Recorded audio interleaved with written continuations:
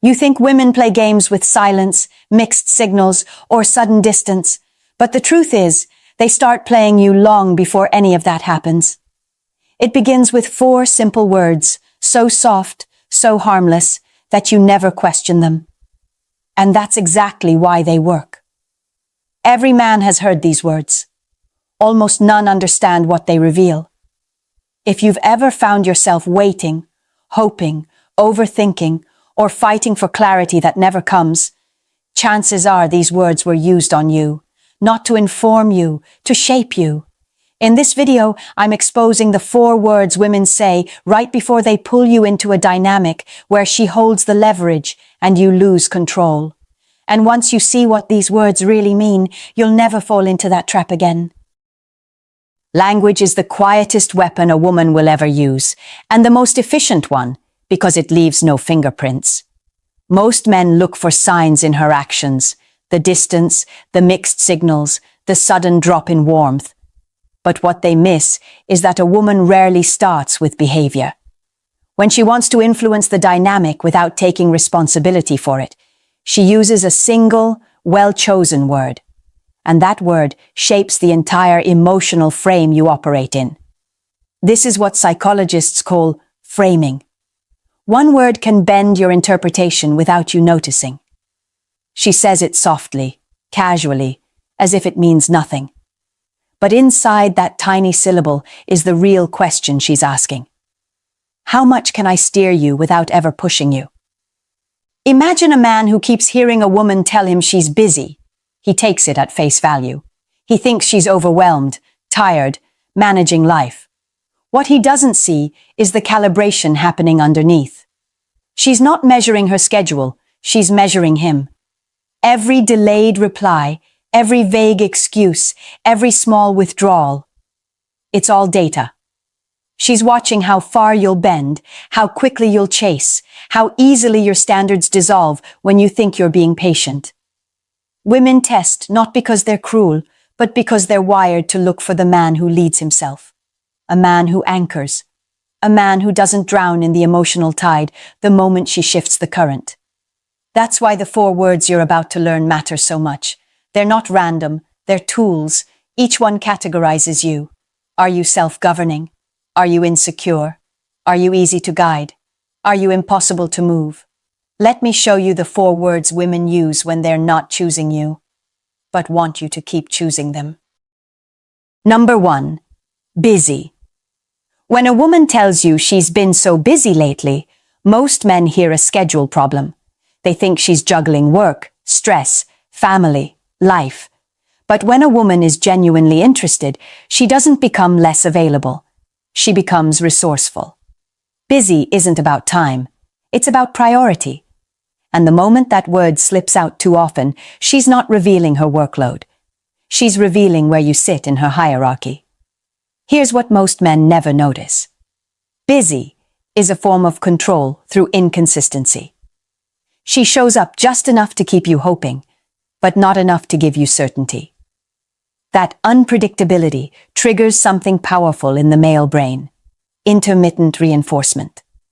The same psychological mechanism that keeps people addicted to slot machines keeps men addicted to women who give attention in short, unpredictable bursts.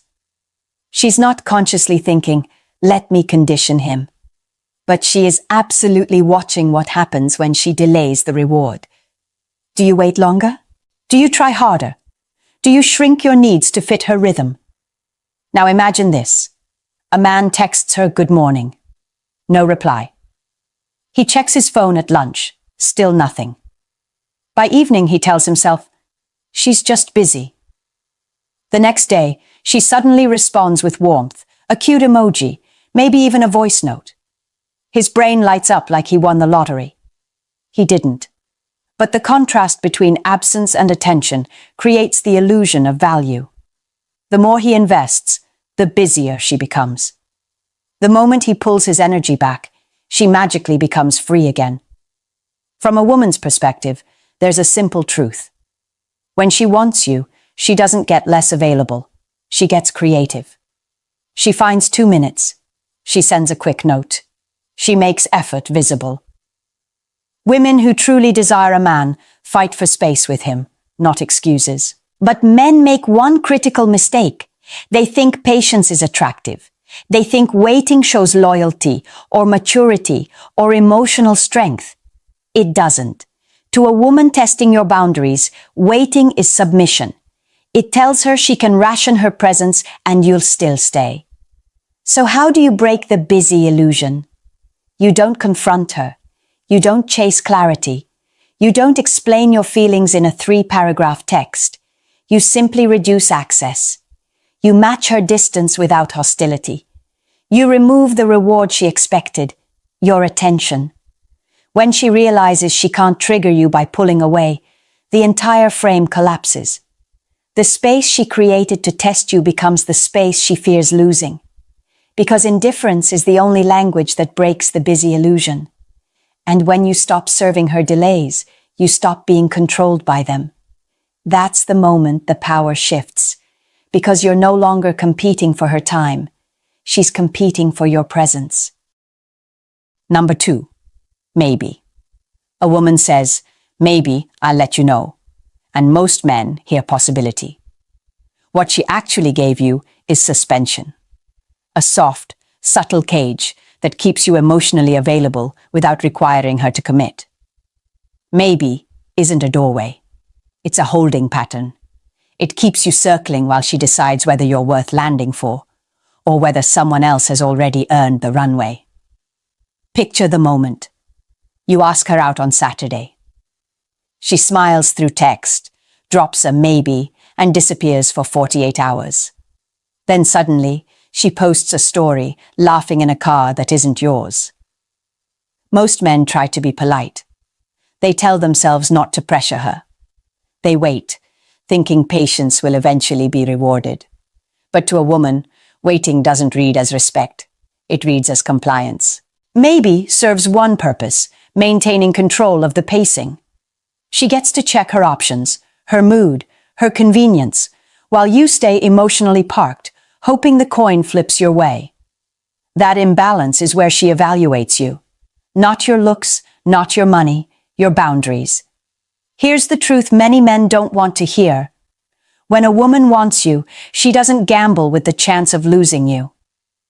Maybe only shows up when she's unsure, uninvested, or unwilling to close the window completely.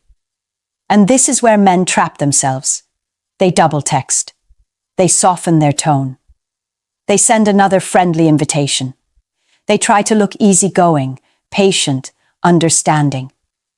They don't realize that every extra ounce of effort reinforces her power. The more you wait, the less she feels she has to choose. Let me give you a familiar scenario. A man spends days hanging on a maybe. She never gives a date. She never gives a time. She never gives a plan. But he keeps checking his phone, interpreting silence as progress. Meanwhile, she's keeping him on emotional standby, just in case the men she really wants don't follow through. You were never the priority. You were the insurance policy. So how do you break out of the soft cage? You treat maybe as a closed door. Not with anger, not with attitude, but with clarity. A simple shift. Let me know when you're sure, and then you step back. You stop offering time she hasn't earned. You stop scheduling your life around her uncertainty. You stop proving yourself to someone who hasn't chosen you. Something powerful happens when a man no longer waits. The illusion dissolves. A woman can't keep you in limbo if you refuse to live there. Suddenly, she must decide, commit or lose access. And for the first time, she feels the cost of her ambiguity. A woman can't cage a man who refuses to wait. And when you treat your time as valuable, she's forced to decide whether she actually wants a place in it. Number 3. Friend. There's a moment every man remembers. The moment a woman looks at him with a soft smile, tilts her head, and says, "You're such a good friend." It feels harmless, even flattering. But inside that single word lies the sharpest downgrade a woman can deliver without ever sounding cruel. Because when she calls you friend, she's not bonding with you. She's labeling you. Women categorize men faster than men realize. Within minutes of meeting you, she places you in one of four boxes: the man she feels attraction for, the man she respects, the man she can use, and the man she can confide in without ever having to choose. Friend is that last box. It means you are safe but not desired, valued but not chosen, present but not claimed. And here's the unspoken translation. You give me emotional benefits without requiring emotional commitment. Let me paint the picture. A man answers her late-night messages. He listens to her stress, her drama, her heartbreak. He gives comfort, reassurance, guidance. He thinks this closeness is building intimacy. What he doesn't see is that she leaves those conversations lighter, and then goes to another man to feel excitement. He becomes her emotional outlet, her therapist, her cushion, everything except the role he actually wants. From a psychological standpoint, this is emotional labor, something women deeply value, but something they also learn to take for granted when it costs them nothing. When you give attention, empathy, presence, and availability without boundaries, she consumes it like air, effortlessly, unconsciously, endlessly. The mistake men make is believing that the more they give, the more desirable they become. But attraction doesn't grow from service. It grows from distance, direction, and self-respect. The moment you make yourself the solution to all her emotional discomforts, you erase the polarity that makes her see you as a man rather than a support system. So how do you escape this trap? You don't try to earn her interest. You don't increase your efforts. You reduce them. You stop replying instantly. You stop absorbing her drama.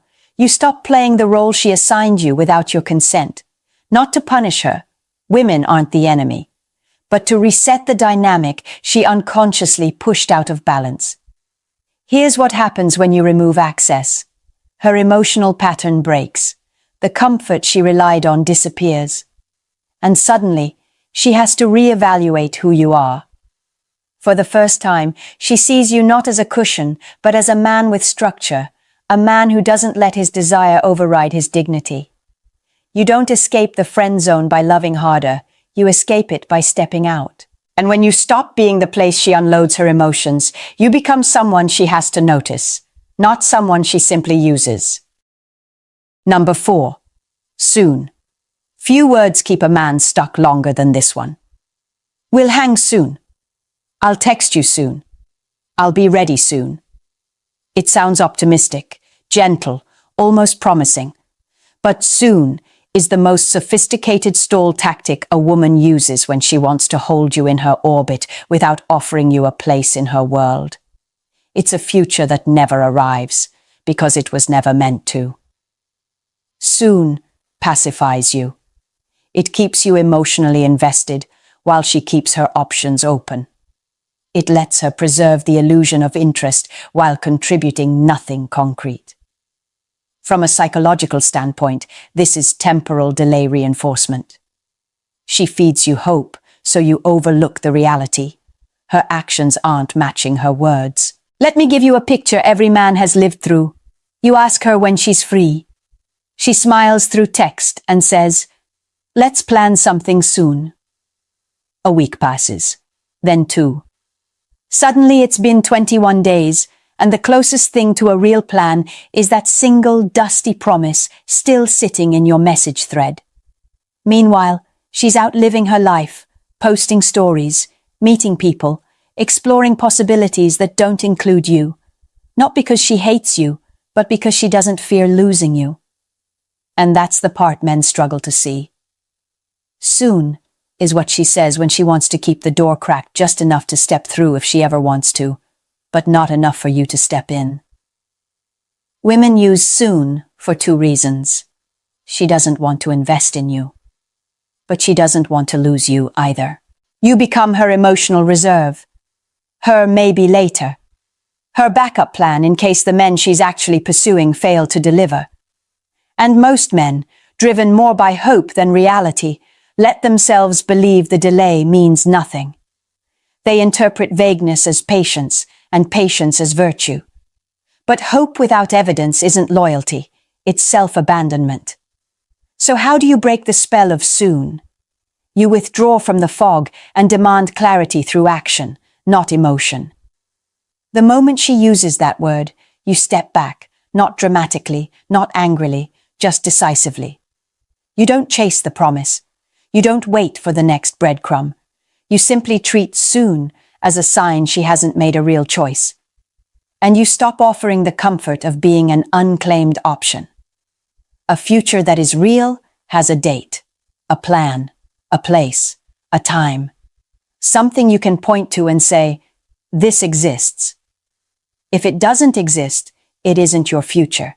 It's a placeholder she's using to manage your expectations. And here's the shift she never sees coming.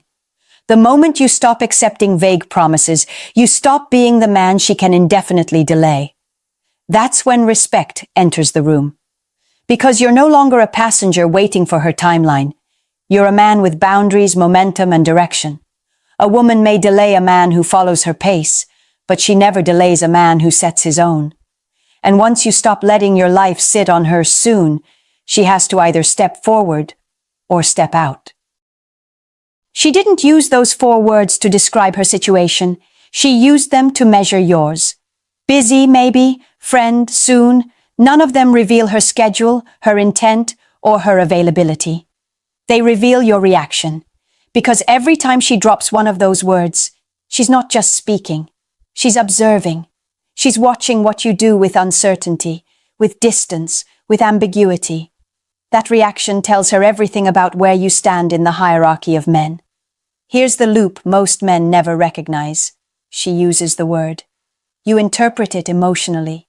You adjust your behavior around it. She evaluates the adjustment. Your value is silently redefined. That's why the real danger isn't the word itself.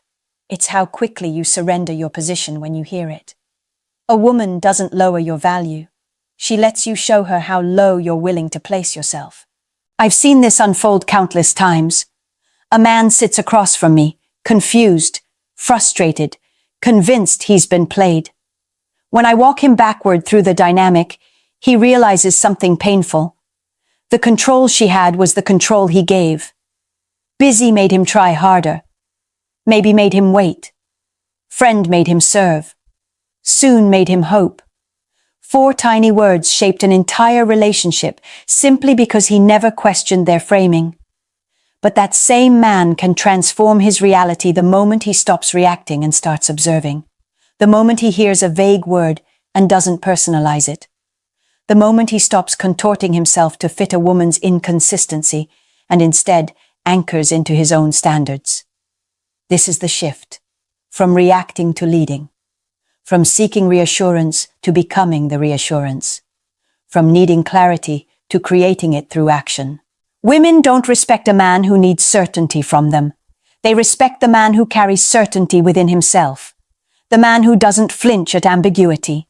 The man who doesn't overinvest in unclear signals. The man who doesn't let language, soft, subtle, strategic, bend his value. Control isn't taken. It's returned the moment you stop surrendering it. And when you stop folding under those 4 little words, you stop being the man she can test, stall, or downgrade.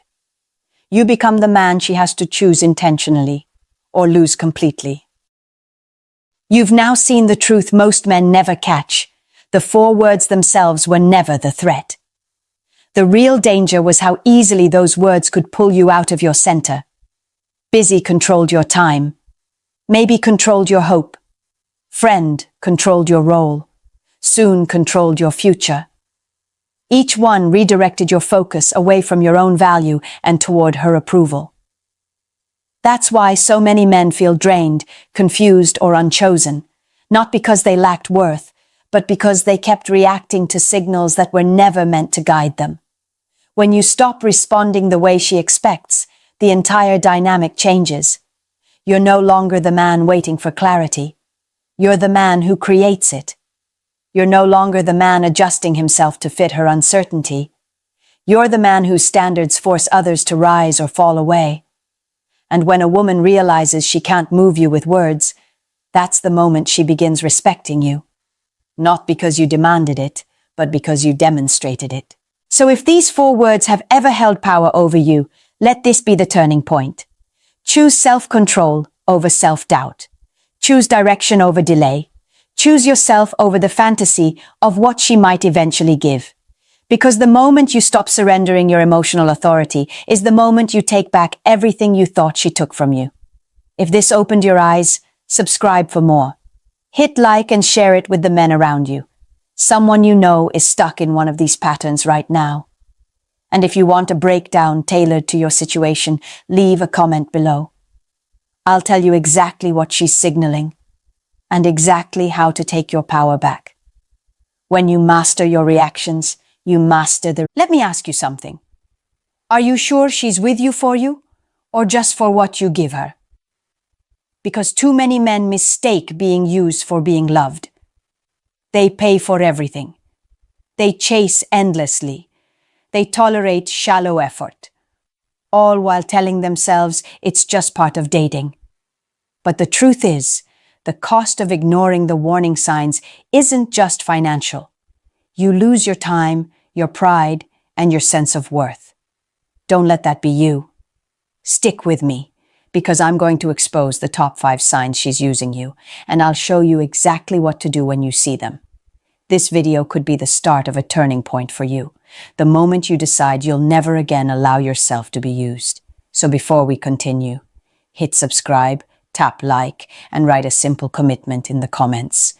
I refuse to be used. That's your first step toward reclaiming your power. And right after this, we'll begin with the first sign, the one that instantly exposes when you've stopped being her partner and started being her wallet. Number 1, she makes you pay for everything. Let's be honest, if you find yourself constantly reaching for your wallet every time you see her, something is off. I'm not talking about being generous or treating a woman you care about. I'm talking about a pattern where you have become the default provider for every single outing, every single coffee, every single meal, every single ride.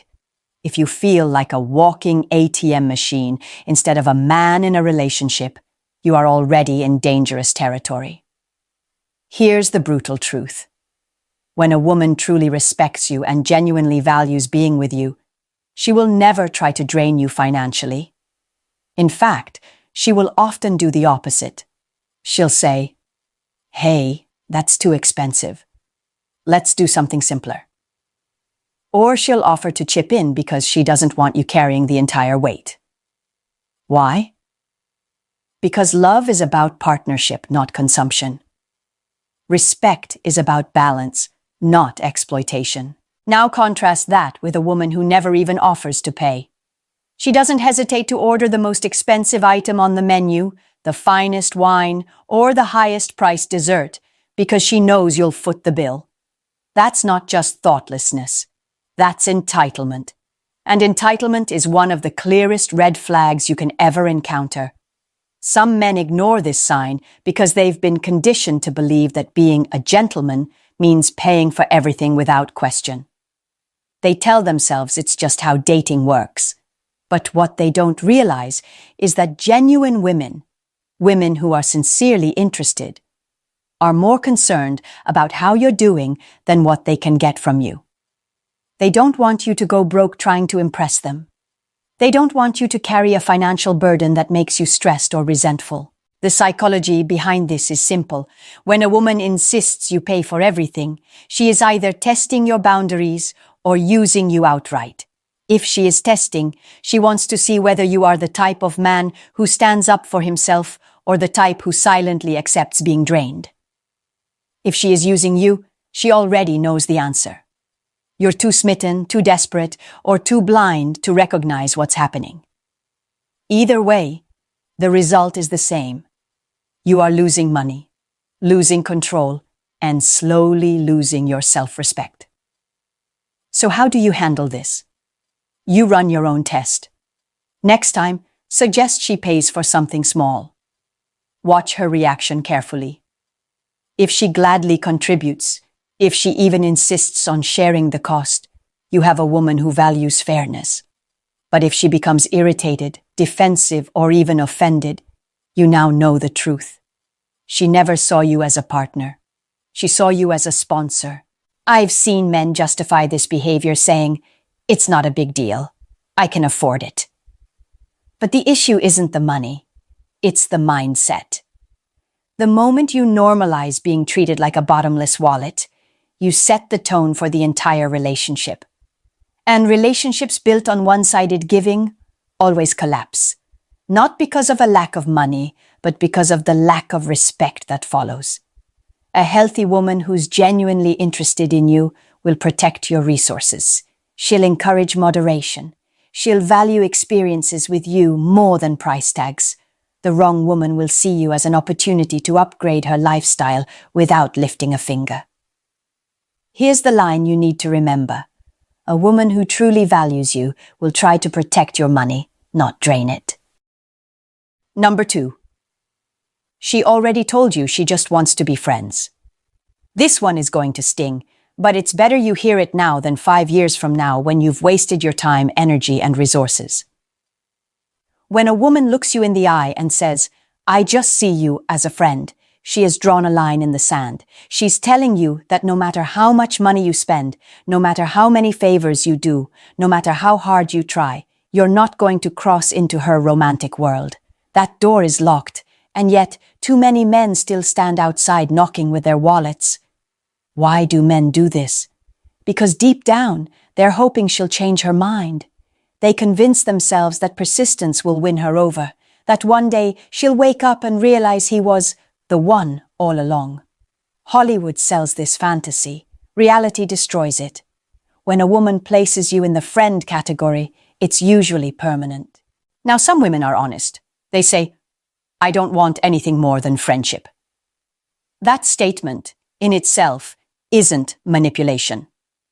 The manipulation begins when you refuse to accept her boundary but keep pouring in effort. At that point, you're not a victim of her dishonesty. You're a victim of your own denial. She may accept the gifts, the dinners, the rides, the favors, but only because you keep offering. Why wouldn't she? You've volunteered to be her unpaid assistant. Think about the psychology here. She already told you what she wants, nothing beyond friendship. But instead of listening, you're writing your own script where she'll magically change her mind. You're ignoring her words and chasing your fantasy. And while you chase, she benefits. She gets the attention, the validation, the resources, all without having to invest anything in return. That's not a relationship. That's a one-man show, and you're the only actor on stage. Here's the harsh part. If you continue giving after she's drawn the line, you are training her to use you. She might not have started with that intention, but by refusing to respect her words, you put yourself in a position where she can only take.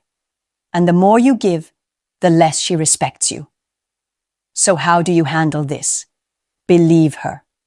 The moment she says she only wants friendship, take her at her word. Stop trying to change her mind.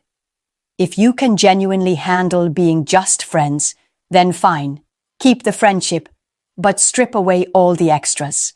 No more romantic dinners, no more expensive gifts, no more bending over backward to impress her.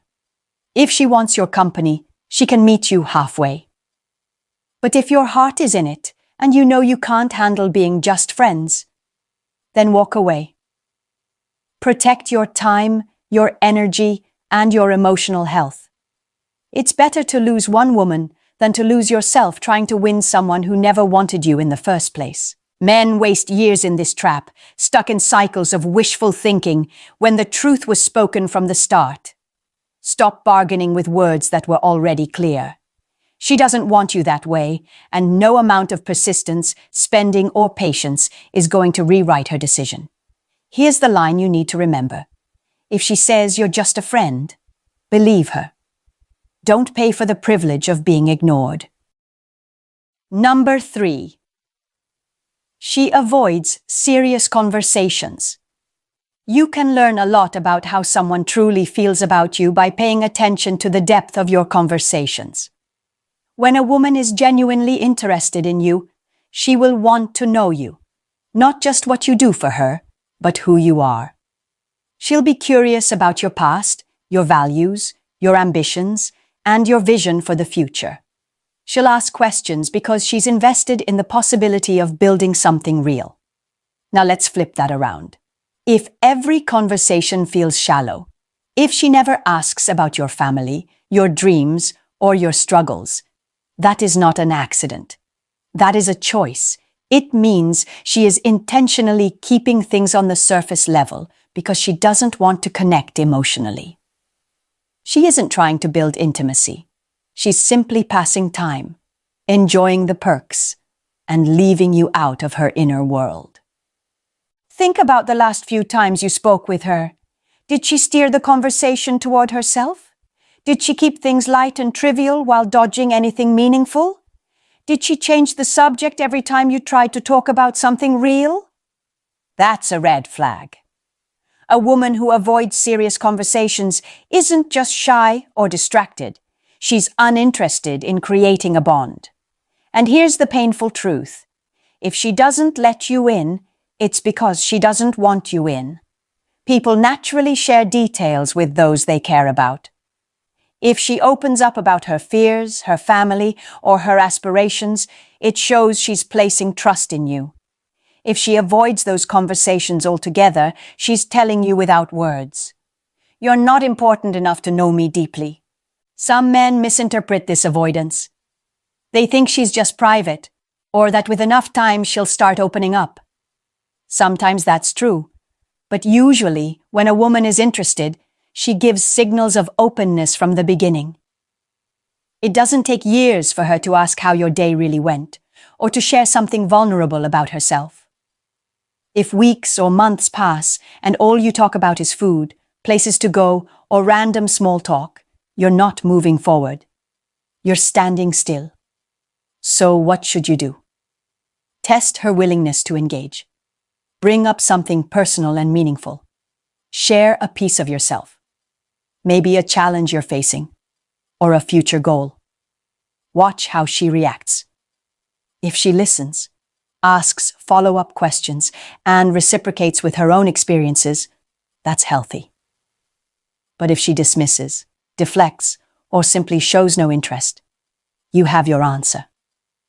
She doesn't want depth with you because she doesn't see you as someone worth building with. And here's where many men get stuck. They think that by providing more, spending more, or trying harder, she'll eventually care enough to open up. But emotional connection cannot be bought. It cannot be forced. If she isn't engaging on a deeper level now, she likely never will. Ask yourself this.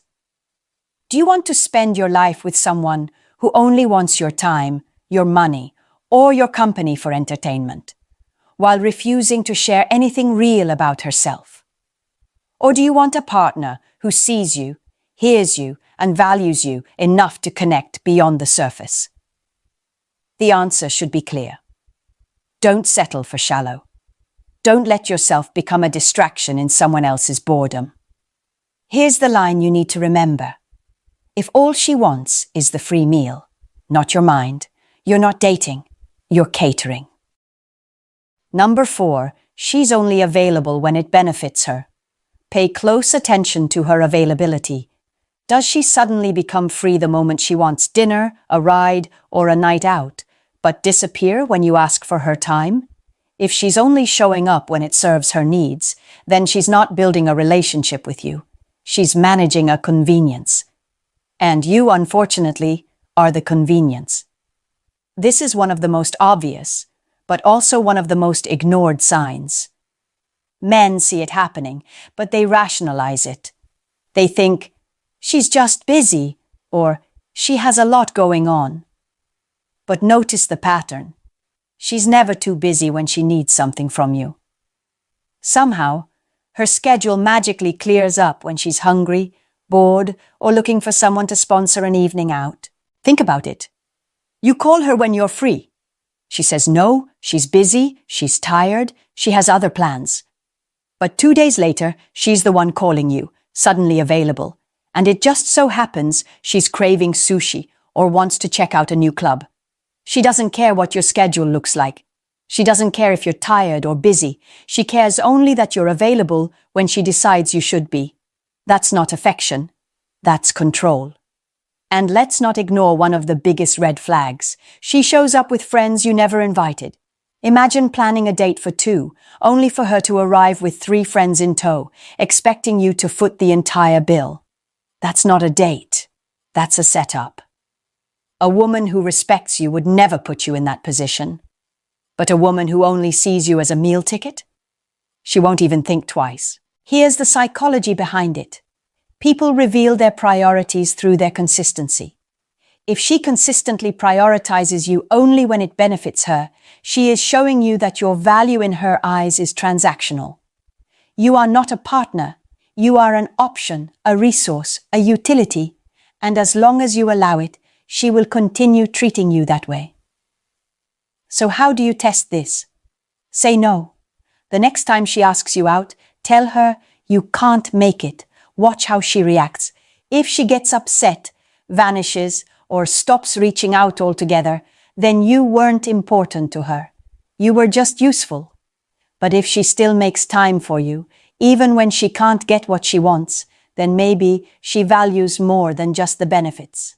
Too many men are afraid to say no because they think it will cost them the relationship. But if saying no destroys what you had, then you never had a relationship in the first place. You had a contract where you were the provider and she was the consumer. That's not love. That's a transaction disguised as romance. Ask yourself, do you want to be a man she respects and makes time for? Or do you want to be the placeholder she uses when it's convenient? If you keep allowing yourself to be a backup plan, don't be surprised when she treats you like one. Here's the line you need to remember. If her calendar only opens when she's hungry, you're not her man. You're her meal ticket. Number 5. She invests no emotions in you.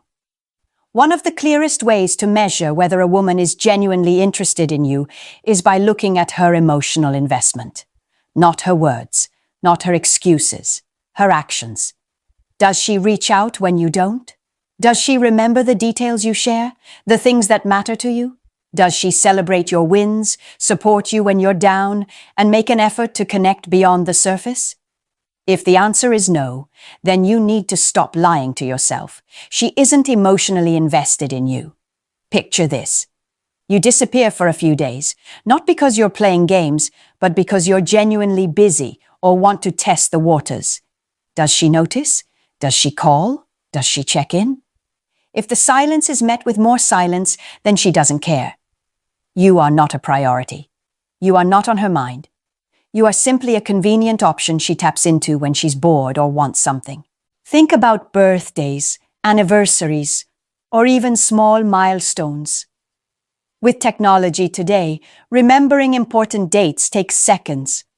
If she can post selfies and scroll through feeds but can't be bothered to remember your birthday, that's not forgetfulness. That's disinterest. A woman who cares will make the effort, even in small ways, to show you she values you. A woman who doesn't care won't even pretend. Here's the psychology at play. Emotional investment is costly. It requires time, energy, and vulnerability. When someone avoids making that investment, it's because they don't see the relationship as valuable enough to warrant it. They may still accept your company, your money, your attention, but they'll never give back what really matters. Without emotional reciprocity, what you have isn't a relationship. It's an arrangement. And let's be clear, not every woman who is emotionally distant is intentionally using you. Sometimes she's just not interested, but doesn't want to say it outright. That's why you must learn to distinguish between indifference and genuine care.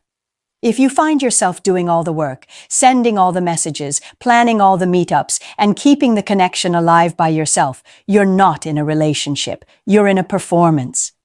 And she's just the audience. So what should you do? Step back and observe.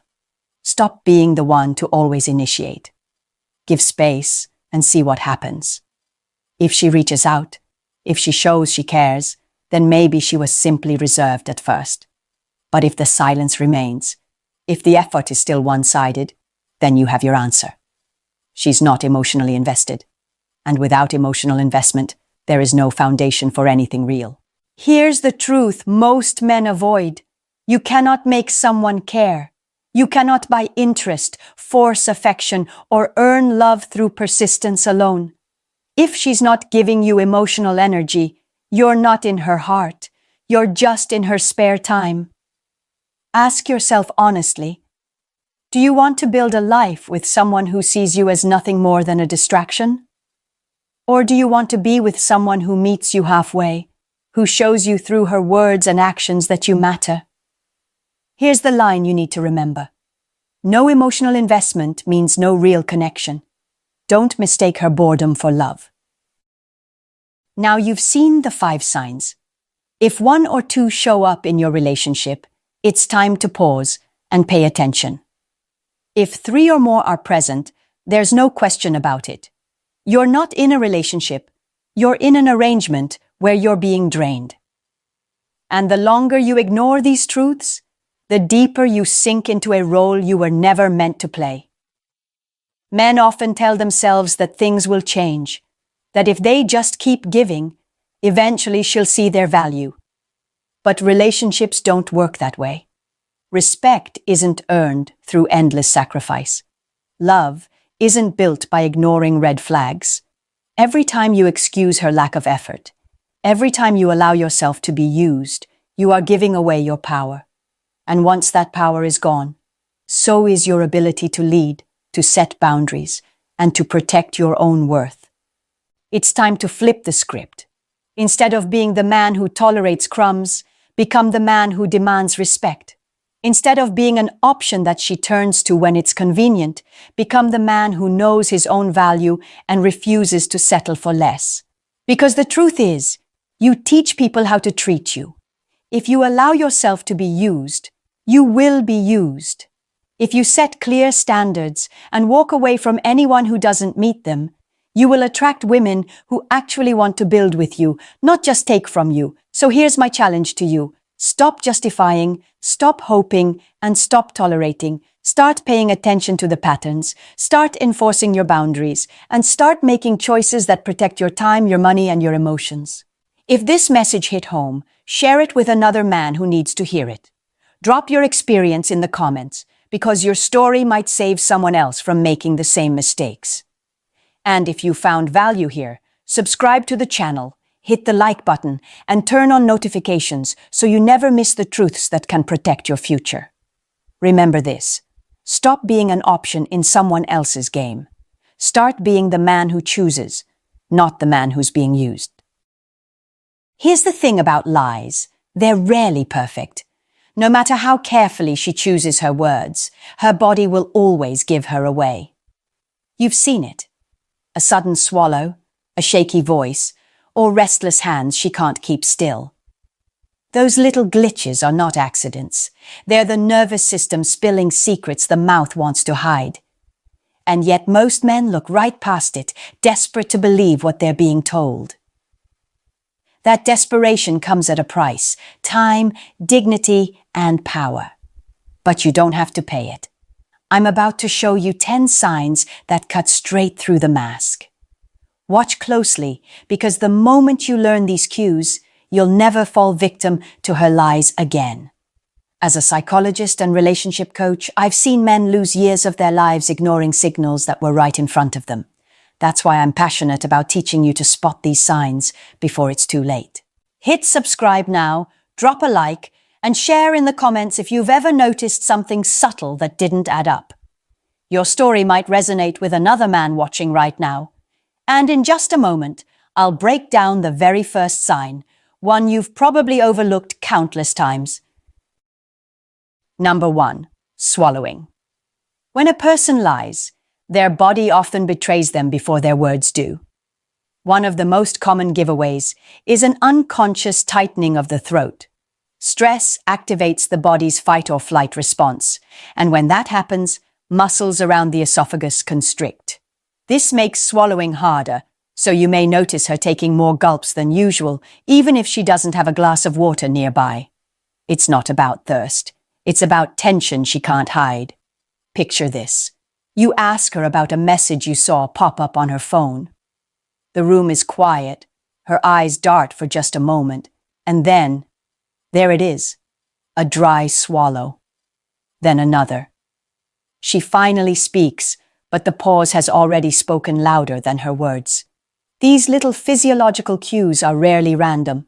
They're the body's desperate attempt to manage pressure when the mind is scrambling for a believable answer. Now, does that mean every swallow equals a lie? No.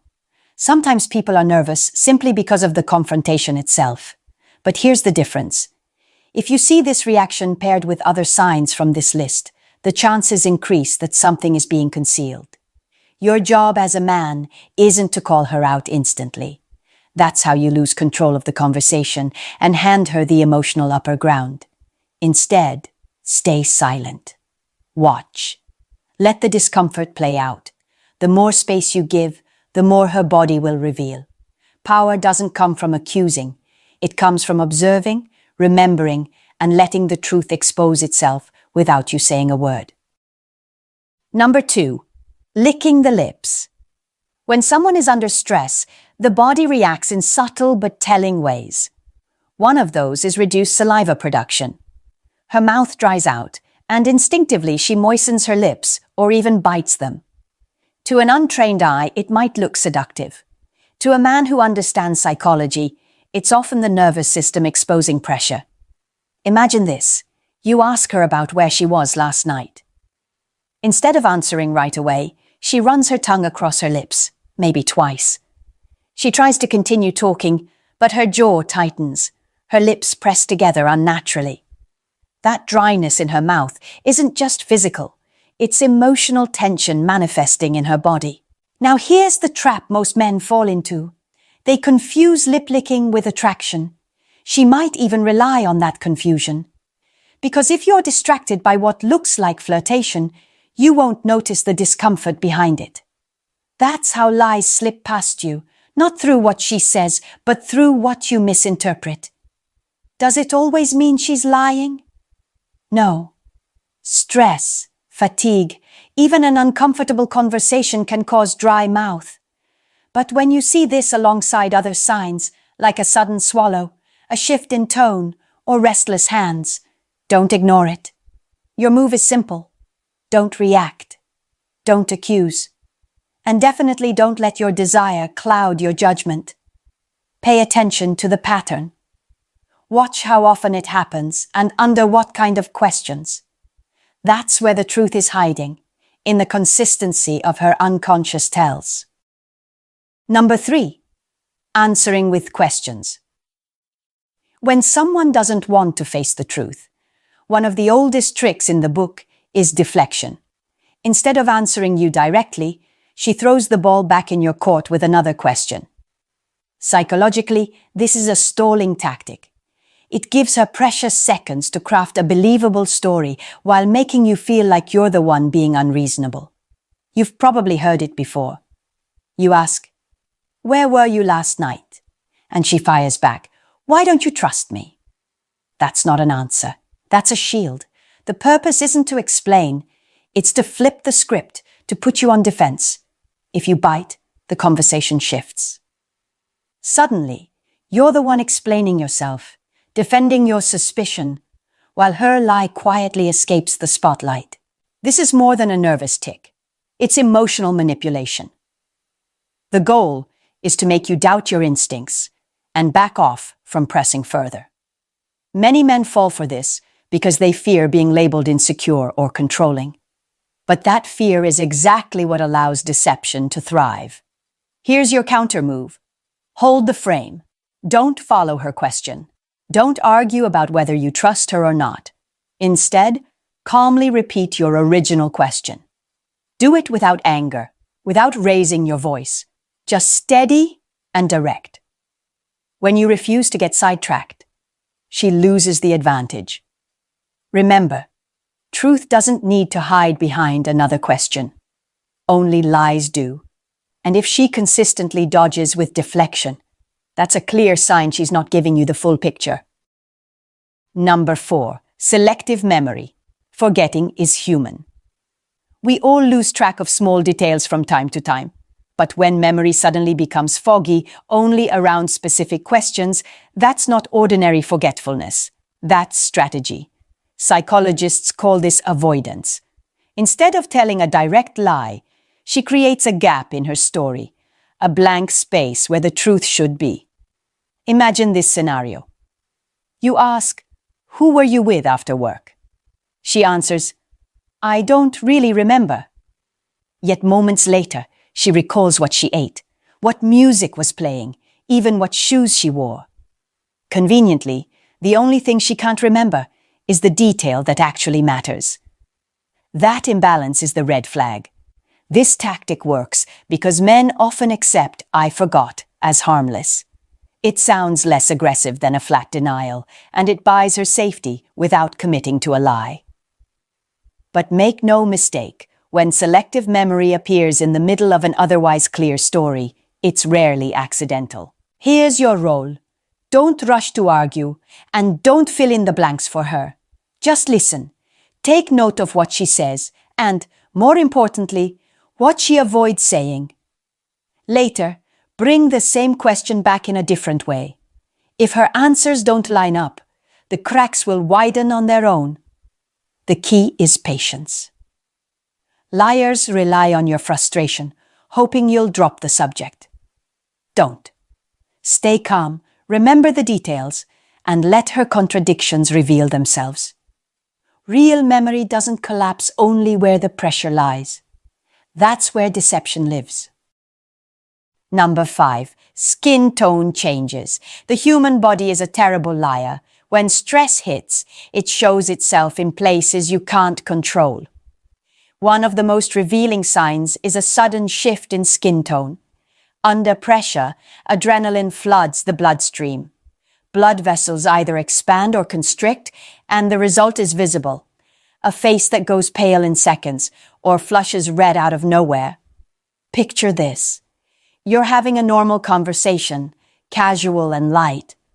But the moment you touch a sensitive subject, where she was, who she was with, her complexion betrays her.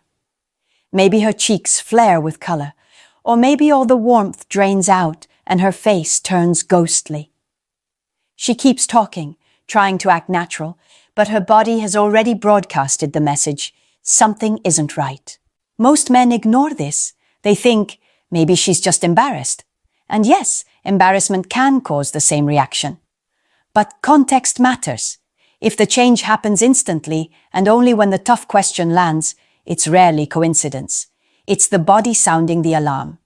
Here's your move. Don't call it out. The moment you point and say, "Why are you blushing?" you give her a chance to cover it up, to laugh it off. Instead, file it away. Let her continue speaking while you observe carefully. Often, that skin reaction is the purest truth you'll get in the entire conversation. The lesson here is simple. Words can be rehearsed, stories can be polished, but the body never rehearses its panic. Pay attention to the sudden change in her face. It's her nervous system confessing what her mouth won't. Number 6. Voice changes. The voice is one of the hardest things to control under pressure. When someone lies, stress interferes with breathing and vocal cords. You'll hear shifts in pitch, sudden cracks, or a pace that feels rushed and uneven. These aren't stylistic choices. They're stress signals. Imagine you ask her a simple but direct question. "Why didn't you answer my call last night?" She begins to reply, but her voice lifts an octave higher than normal, or it trembles just slightly. Maybe she talks faster, as if racing ahead of her own thoughts.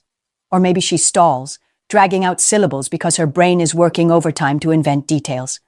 Whatever the form, the change in rhythm is the giveaway. Here's the problem. Many men let emotion drown out perception. They get angry at the words and miss the music underneath. but the voice reveals more than the sentence. A nervous system under stress struggles to maintain its usual tone. Even seasoned liars can't fully mask the sound of tension. Your move is patience. Instead of reacting to the story, pay attention to how it's told. Is her breathing shallow? Does her pace shift mid-sentence? Those subtle cues tell you more than the content. If her voice consistently falters only when certain topics are raised, that's not coincidence, that's exposure. Remember this rule: words can deceive, but tone always betrays. Listen carefully, not just to what she says, but to how her body forces it out. That's where the truth leaks through. Number 7. Hiding the hands. Hands are more honest than words. When the mind is busy constructing a lie, the body often reveals the tension through the hands. That's why many people, especially under stress, instinctively try to hide them. They shove them into pockets, cross their arms tightly, or keep their palms pressed flat against a surface. It's not comfort, it's concealment. Picture this. You're sitting across the table, asking her about something that doesn't add up. Instead of gesturing naturally like she usually does, her hands vanish beneath the table, or she clasps them tightly together in her lap. She may even tuck them under her arms, as if she's bracing against exposure. These are unconscious moves. She's not planning them. They're her nervous system's attempt to keep from leaking the truth through involuntary gestures. Most men overlook this because they're too focused on her words or her face. But remember, liars fear their hands. Hands fidget, twitch, or reveal emotion without permission. That's why hiding them becomes a defensive reflex. Your move. Observe without reacting. Don't demand she show her hands or call out the behavior. That only makes her double down. Instead, note the shift. If she usually talks with open palms and now suddenly tucks them away, that change is telling. Combine that observation with other cues, and the pattern becomes undeniable. The lesson is simple. Eyes may lie, words may mislead, but hands always tell the truth. And when those hands disappear, you should be asking yourself, what exactly is she trying to keep out of sight? Number 8. Pupil dilation. The eyes may be called the window to the soul, but in truth, they're windows to the nervous system. When stress strikes, your body releases adrenaline. That surge affects the pupils, causing them to dilate. Unlike words or gestures, this reaction can't be faked or rehearsed. It happens instantly and unconsciously, exposing what the mind is trying to hide. Picture this moment. You ask her about something she clearly doesn't want to discuss, maybe an unexplained gap in her schedule. As soon as the question lands, her pupils widen. The change is subtle, but if you're paying attention, it's impossible to miss. She may look away quickly or blink faster, trying to conceal the signal, but the dilation already betrayed her. This is where most men fail. They focus on what she says instead of how her body reacts. They hear the excuses, but they miss the eyes screaming with tension. A skilled liar may maintain eye contact, but even then, her pupils tell the story. The nervous system doesn't take orders from her narrative. Your move. Observe quietly. Don't announce what you see, because then she'll adapt. She'll look away more. She'll dim the lights. She'll avoid eye contact altogether. Instead, store that detail. Notice when the dilation occurs, and under what kind of question. Patterns speak louder than isolated moments. The truth here is simple. The pupils can't lie. When they flare wider at the exact moment pressure is applied, you've just witnessed the body expose what the words desperately tried to conceal. Number 9. Eye movement. The eyes carry guilt long before the lips confess it. When a person lies, maintaining steady eye contact becomes a battle. Some dart their gaze from side to side. Others blink excessively or lower their head entirely to avoid the weight of your stare. These movements are not random, they are micro escapes, desperate attempts to flee the tension without leaving the room. Picture this. You ask her directly, "Were you with him?" For a split second, she locks eyes with you. Then suddenly, her gaze shifts left, right, anywhere but straight ahead. She blinks rapidly, as if the air itself stings her eyes, or she drops her head, forcing you to look at her crown instead of her pupils. She keeps talking, but her silence is in the movement. Most men misinterpret this. They think, maybe she's shy, or she just doesn't like confrontation. But context matters. If she only avoids eye contact during lighthearted talk, that's one thing. If her gaze breaks only when pressure is applied, that's another. Patterns define intent. Your move, don't chase her eyes, don't demand she look at you. That only gives her more power to act. Instead, observe the shift. Compare how she behaves when she's relaxed versus when she's cornered by a tough question. The difference tells you everything. Remember, the truth doesn't flinch, lies do. And when her eyes scatter under your questions, it isn't just nerves, it's the body trying to run from the very answer she refuses to say. Number 10, nervous fidgeting. Before you get the wrong idea, this isn't about intimacy, it's about nervous energy escaping through restless movements. When someone lies, the stress has to go somewhere, and often it leaks through the hands. She may twist a ring, fiddle with her phone, tug at her sleeves, or run her fingers through her hair over and over. Sometimes she rubs her own arms, almost as if she's comforting herself. These aren't just quirks, they're coping mechanisms. Picture the scene. You ask her about an inconsistency in her story. She insists she's telling the truth, but her hands won't stay still. She spins her bracelet, taps her nails, or keeps brushing her hair behind her ear. The words are confident, but her body is restless. That contradiction is the signal. Most men dismiss these gestures as feminine habits. They assume she's just being playful or distracted. But when the timing lines up, when the fidgeting starts exactly as the tough question lands, you need to pay attention. The body is offloading tension that the voice is pretending doesn't exist. Your move is observation, not accusation. Don't grab her hands or call her out. Just notice.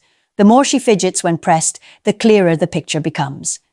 Combined with other signs, like shifting voice or darting eyes, this pattern reveals far more than her words ever will. The truth is simple. Calm hands belong to calm minds. Restless hands belong to someone fighting a story they don't fully believe themselves. And when her hands won't stop moving, it's rarely just coincidence. Here's the truth. These 10 signs are not here to turn you into a detective with a magnifying glass. They're here to give you awareness, to hand you back the power that so many men surrender in silence. A single sign on its own doesn't prove deception. People blush, fidget, or forget details for countless reasons. But when patterns appear, when 3, 4, 5 of these signals start lining up, you'd be foolish to ignore them. Remember, deception thrives not because she is clever, but because you are blind. Most men miss what's right in front of them, because they're too focused on words, or too afraid of confrontation. They want to believe so badly that they let their instincts rot. Don't make that mistake. Awareness doesn't make you paranoid. It makes you prepared. But let me be clear. This isn't about policing her every move. It's about strengthening yours. The real lesson isn't just spotting lies. It's learning how to stay calm when you sense them. A man who explodes in anger hands over his control. A man who observes, remembers, and connects the dots keeps the upper ground. That's the man who cannot be manipulated. So here's my challenge to you. Stop ignoring the red flags. Start trusting what your eyes, ears, and instincts have been telling you all along. Don't wait until the truth destroys you. Step into the role of a man who sees clearly, who stays steady, and who refuses to let his emotions be used against him. If this message opened your eyes, don't keep it to yourself. Subscribe to the channel, share this with a man who needs to hear it, and drop a comment below. Which of these 10 signs have you seen before but overlooked? Because the truth belongs only to those who are willing to face it. And today, you've taken one step closer to being that man. Gentlemen, let me ask you this. Has a woman ever said something so flattering it made you let your guard down, only for you to regret it later? Maybe she praised you for being strong or told you that you're the best she's ever had, and suddenly you found yourself solving her problems, covering her bills, or forgiving behavior you knew was wrong. That's not romance, that's strategy. The most dangerous manipulation doesn't come from harsh words. It comes from sweet ones, repeated at just the right time to bend you to her will. And once you fall for it, the price is high. Wasted years, lost money, broken trust. But here's the truth. You can spot it if you know what to look for. Today, I'll reveal the 5 sweet lies women use to control men, and the bonus red flag that proves if she's real or just using you. Science shows us this. The male brain is far more sensitive to positive reinforcement, while the female brain pays sharper attention to negative signals. What does that mean for you? It means when she drops a compliment, your guard lowers automatically. You feel validated, special, even chosen. And that's exactly why sweet talk is the perfect weapon to steer you where she wants you. Now, before we break down these 5 sweet lies, do me a quick favor. Hit that subscribe button so you'll never miss a lesson that could save you years of pain. And I want you to answer this honestly in the comments. Have you ever fallen for sweet talk before? Just a simple yes or no. Because in the next few minutes, I'm going to reveal how these words, the ones that feel so harmless, can completely shift the power in your relationship. Number 1, I love our conversations. On the surface, that sounds like the sweetest thing a woman could say. Every man wants to believe his presence, his words. His mind is so captivating that she just can't get enough. And yes, sometimes it's genuine. But when she keeps saying it while never making the effort to actually see you face to face, that's not connection. It's substitution. She's not choosing you. She's using you as a filler until something better shows up. Let me break it down. When a woman truly values your conversations, she will naturally want to match that emotional connection with a physical one. She'll make time. She'll want to sit across the table from you, to laugh together in real life, to deepen what you've already started. Words are the bridge, but action is what builds the road. If all you're getting is words and the bridge leads nowhere, you're not her man, you're her placeholder. Take David, a 52-year-old engineer who'd been divorced for a few years. He tried online dating, and he met a woman who was charming through texts. Every night she'd tell him, "I love our conversations. You're the only one who gets me." At first, David felt special. He believed he had finally found someone who appreciated his mind and his humor. But whenever he asked to meet for dinner, she had an excuse: late work, family crisis, or simply not feeling well. This happened again and again. After months of texting, he realized she never intended to meet. David wasn't her partner. He was her emotional crutch, the safe option she could lean on when she was bored or lonely, while she kept her real life open for someone else. Here's the hard truth. If a woman only engages with you on her terms, through her phone, at her convenience, you're not building intimacy, you're supplying attention. And attention is addictive. She's getting her fix of validation, while you confuse her availability to chat with genuine interest. That confusion is dangerous, because men are biologically wired to respond strongly to positive stimuli. When she sprinkles a sweet line like, "I love our conversations," your brain lights up. You mistake comfort for commitment. So how do you know if it's real? Watch what happens when you shift the frame. Invite her into your real life. Suggest coffee, a walk, a dinner. If she consistently avoids it, the message is clear. She loves the idea of having you on the hook, but she doesn't love the effort of showing up. A woman who truly values you won't just love the words you type. She'll want to feel your presence. Gentlemen, the solution is simple but not easy. Stop giving endless energy to women who refuse to meet you in reality. Don't be the emotional janitor who cleans up her boredom at midnight through text. Value your time. Value your presence. If she's not willing to match words with action, step back and invest in someone who will. And here's where it gets even trickier. Once she realizes words alone don't hold you, she might upgrade her game. That's when the compliments start pouring in and they're aimed straight at your ego. Number 2, you're so amazing, so strong, so generous. Let's be honest, what man doesn't love to hear this? When a woman tells you that you're handsome, powerful, successful, or generous, it hits the deepest part of your ego. Compliments feel like rocket fuel, especially for men. Your brain lights up with dopamine, and for a moment you feel invincible. But here's the catch. If she's only saying it to set you up for an ask, then it's not admiration. It's strategy. You see, flattery by itself isn't dangerous. We all need it, and in a healthy relationship, it flows naturally. But when every compliment is followed by a request, that's when you know you're not being celebrated. You're being softened up. It's like a salesman who tells you how smart you are right before sliding the contract across the table. She's not admiring you. She's conditioning you. Mark, a 47-year-old business owner, learned this the hard way. He started dating a woman who constantly told him, "You're so generous. You're the kindest man I've ever met." At first, Mark felt proud. Finally, someone saw his good heart. But soon, every compliment had a price tag. Right after praising his generosity, she'd mention her phone bill that needed paying.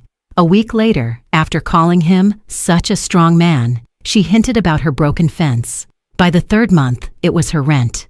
The pattern was clear: compliments in, requests out. And Mark realized he wasn't in a romance. He was in a transaction. Here's what you need to notice. The timing. Real admiration stands on its own. Fake admiration comes with strings attached.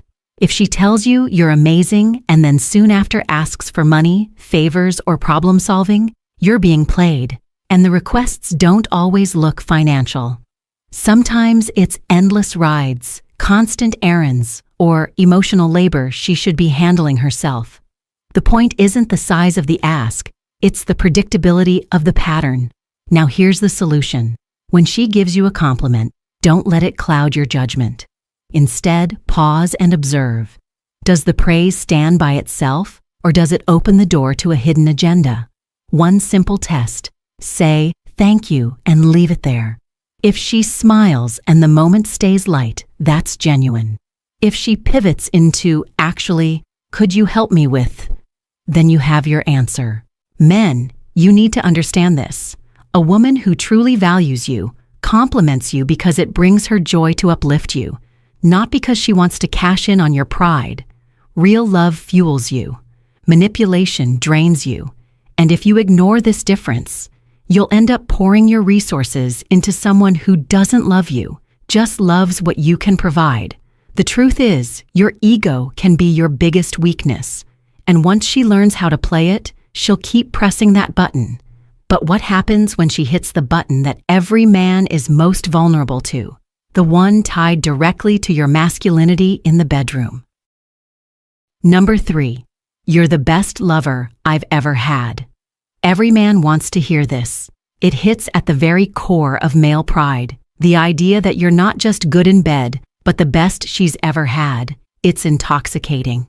For a man, being crowned the king of the bedroom feels like the ultimate validation of masculinity. But here's the harsh truth. Sometimes that line isn't about you at all. It's about control. When it's real, it shows up naturally. Maybe after a night where the chemistry was undeniable, she leans in and says, "You make me feel things no one else has." That's sincere, and you'll see it backed up by her actions. Affection, warmth, and consistent respect outside the bedroom. But when it's a tactic, it usually shows up right when she needs to distract you, pacify you, or cover something up. Imagine this. She's been distant for a few days. You sense something's off. Maybe you even confronted her about flirting online or hiding something. Instead of answering directly, she disarms you. She pulls you close, gives you that praise, and suddenly your doubts feel smaller. You think, Why would she say that if she wasn't really into me? But that's the trap. The compliment isn't proof, it's camouflage. Here's why it works. Sexual validation is a hot button for men. Science shows male brains respond powerfully to positive reinforcement tied to performance. If she tells you you're the best she's ever had, it flips a switch. You feel chosen, irreplaceable, above the competition. And in that state, you're less likely to question, less likely to push back. She's not just flattering you, she's sedating your defenses. So how do you spot the difference? Look at what follows. A genuine compliment strengthens intimacy. It leads to more closeness, more mutual care. A manipulative compliment is usually followed by a request or an excuse. She might ask for forgiveness for something you caught her doing. She might expect you to overlook a red flag, or she might use it to distract you from the fact that her effort in the relationship is slipping everywhere else. Here's the solution. Don't let your pride blind you. When you hear "you're the best lover I've ever had," smile, appreciate it, but don't let it overwrite reality. Ask yourself, does her overall behavior match her words? Is she showing up outside the bedroom with the same respect, commitment, and consistency? If the answer is no, then that line isn't a compliment. It's currency. She's paying you in flattery to buy herself more freedom to act without accountability. Men, your strength lies in being able to separate your ego from your judgment. If you can enjoy the compliment without being controlled by it, you win. If not, you'll keep excusing behavior that chips away at your dignity. And here's the kicker. If she can manipulate you with intimacy, imagine what happens when she drops the 3 most powerful words in the English language. Not just, "you're amazing," not even, "you're the best," but, "I love you." Number 4, I love you. 3 little words that every man longs to hear. They can melt defenses, heal wounds, and make you feel like the center of her world. But here's the problem. Sometimes "I love you" isn't an expression of deep affection. It's a tactical move. When those words are used in the wrong context, at the wrong time, they stop being a gift and start being a tool. Let's get clear. In a healthy relationship, "I love you" flows naturally. It comes after a meaningful moment, a shared laugh, a sacrifice, or a quiet night where the bond feels undeniable. It's backed by consistency, care, respect, and actions that prove the love is real. That's when those words build intimacy. But in manipulation, the timing is everything.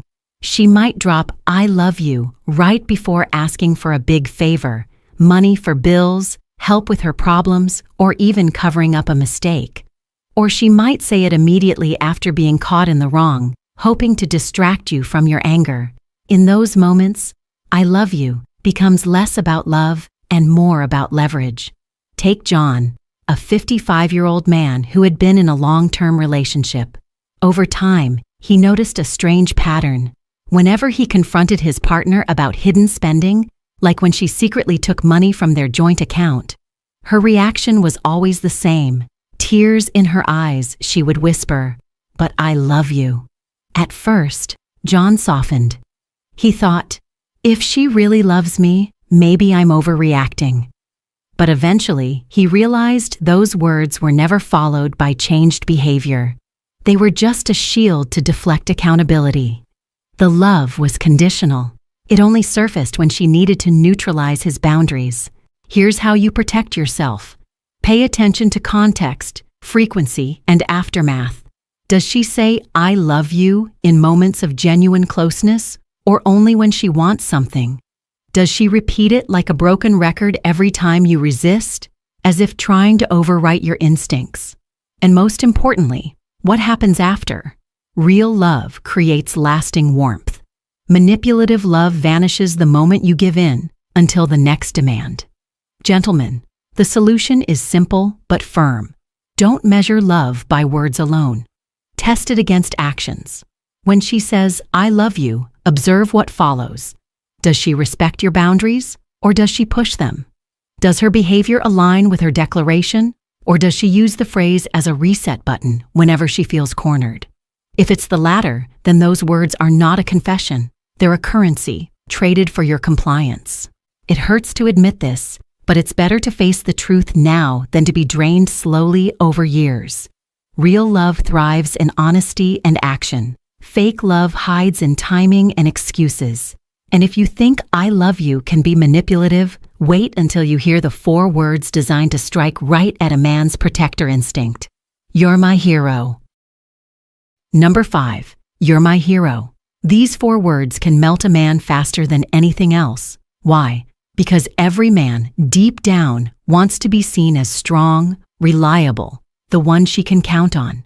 Being called hero taps into your protector instinct. It's flattering. It feels noble. It makes you believe you're indispensable. But here's the reality. Sometimes it's not admiration. It's bait. When it's sincere, "You're my hero" comes from gratitude. Maybe you helped her through a tough week, stood by her during a crisis, or simply showed up consistently.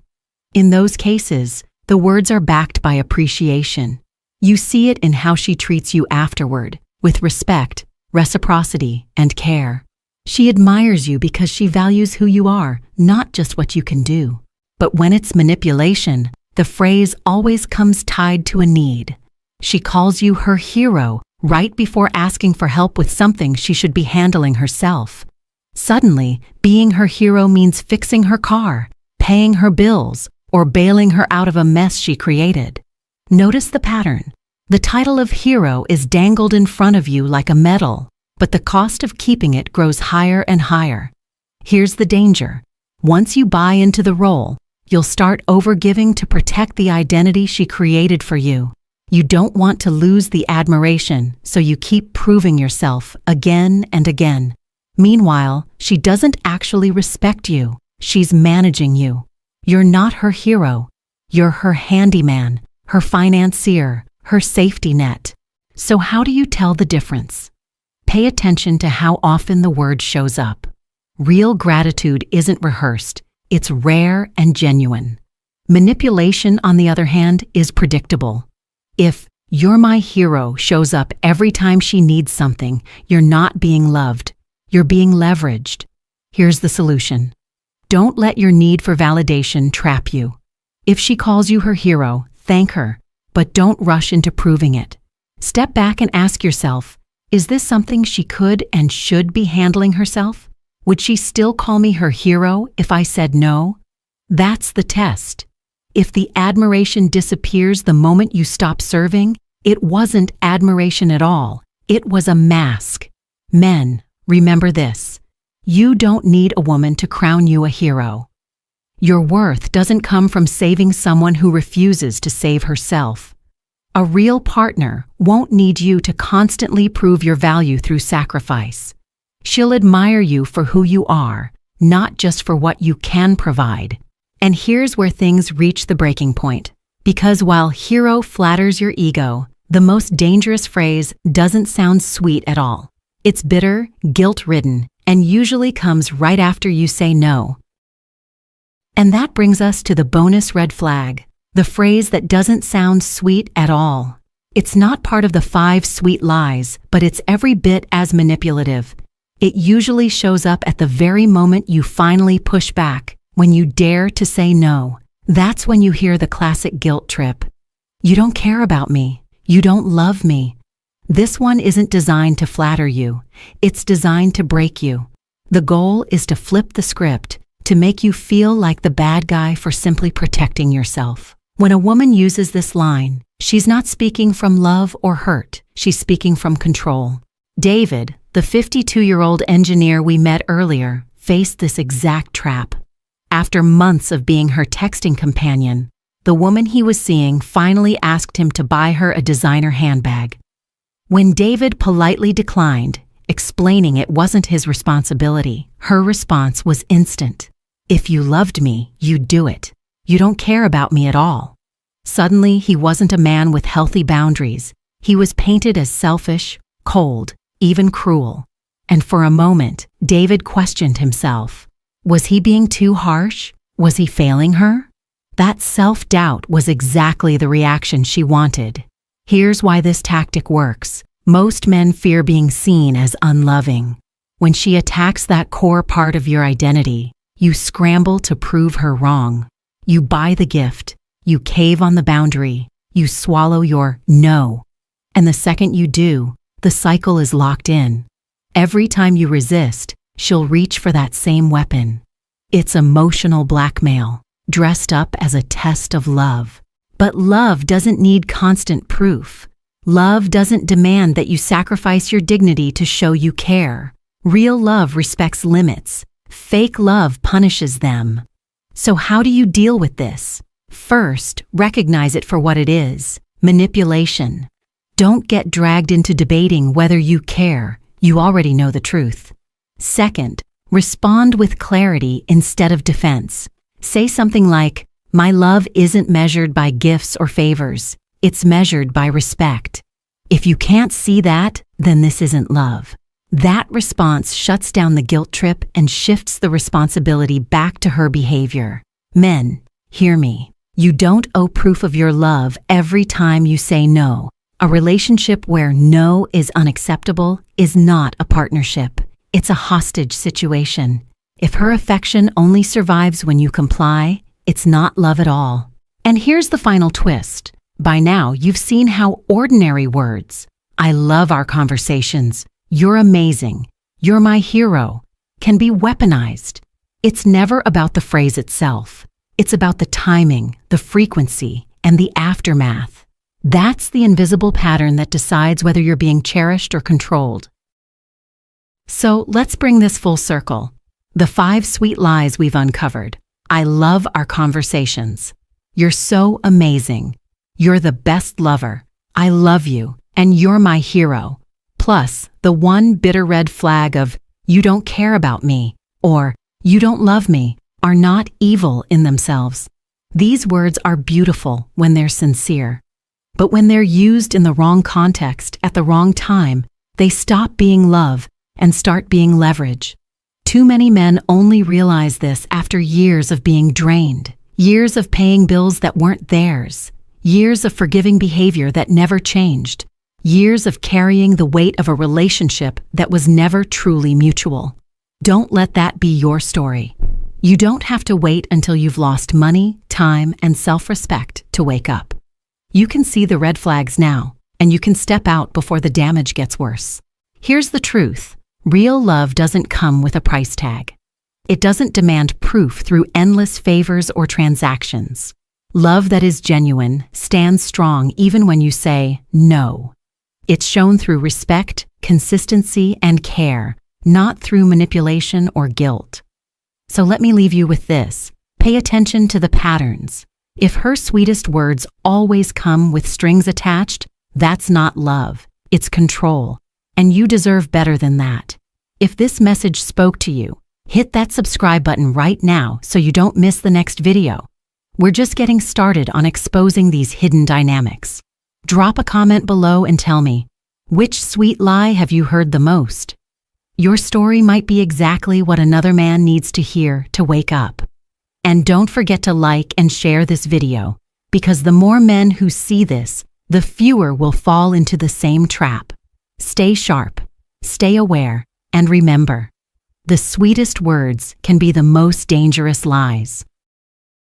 She doesn't confess because you confront her. She confesses when you stop reacting. The truth doesn't leak under pressure. It leaks under calm. Every man who's ever begged for honesty made the same mistake. He thought intensity would bring clarity. It never does.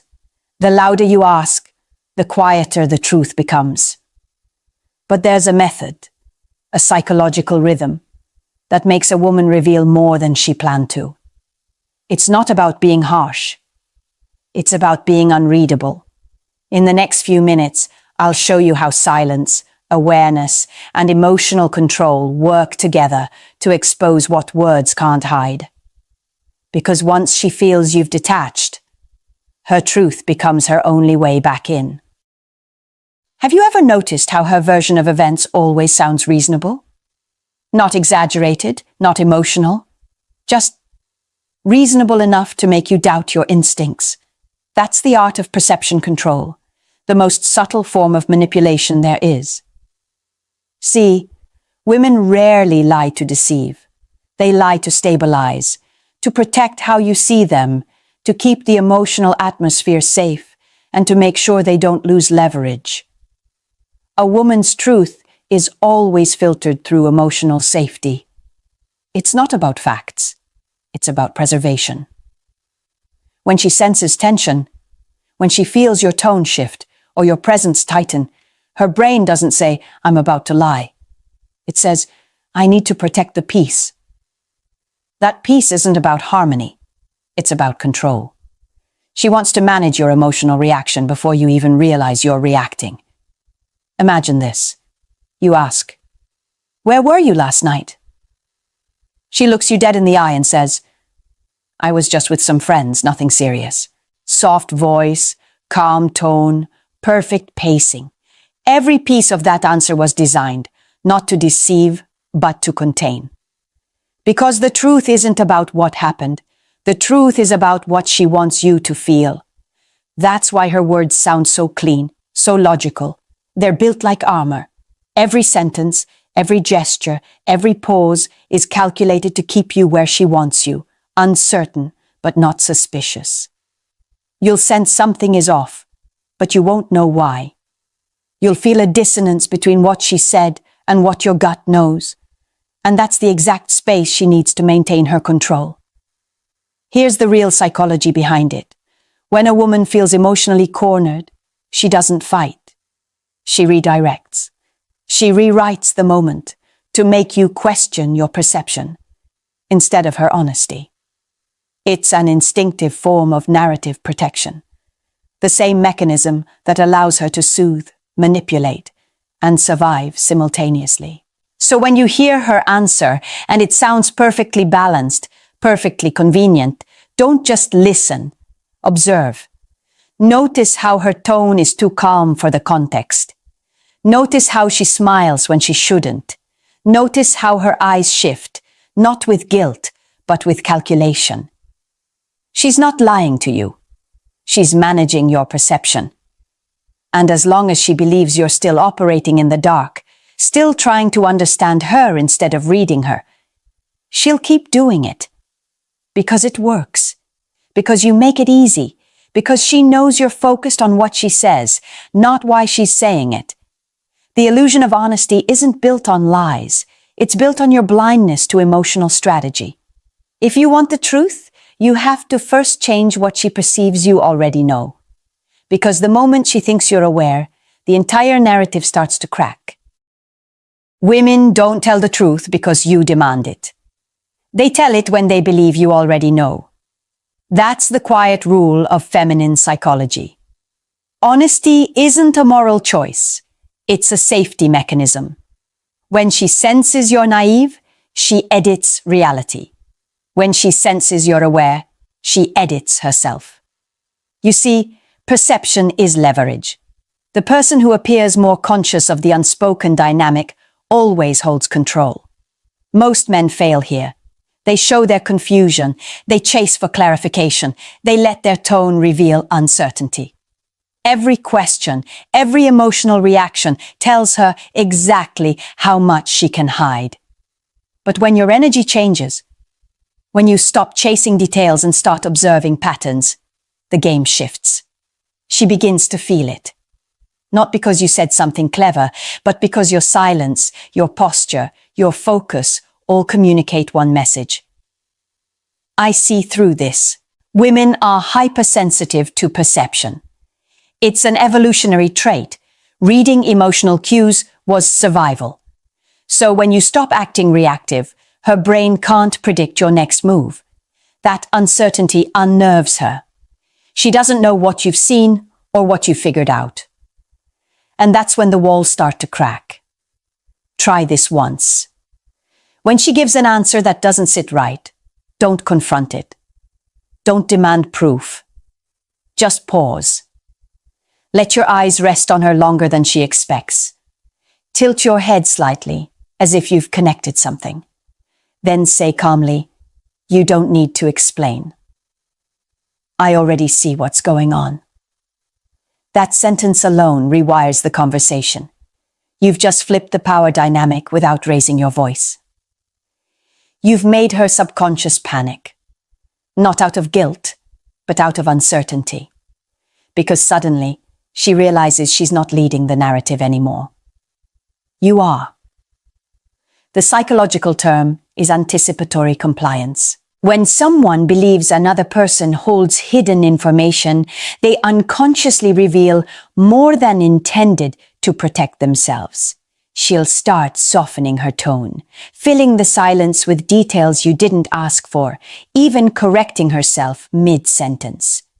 She's trying to close the gap between what she said and what she thinks you know. That's the invisible shift you need to master. You don't win the truth by confrontation. You win it by changing the environment in which deception feels unsafe. And here's the thing most men never understand. When a woman feels you already see her, she loses the emotional incentive to hide.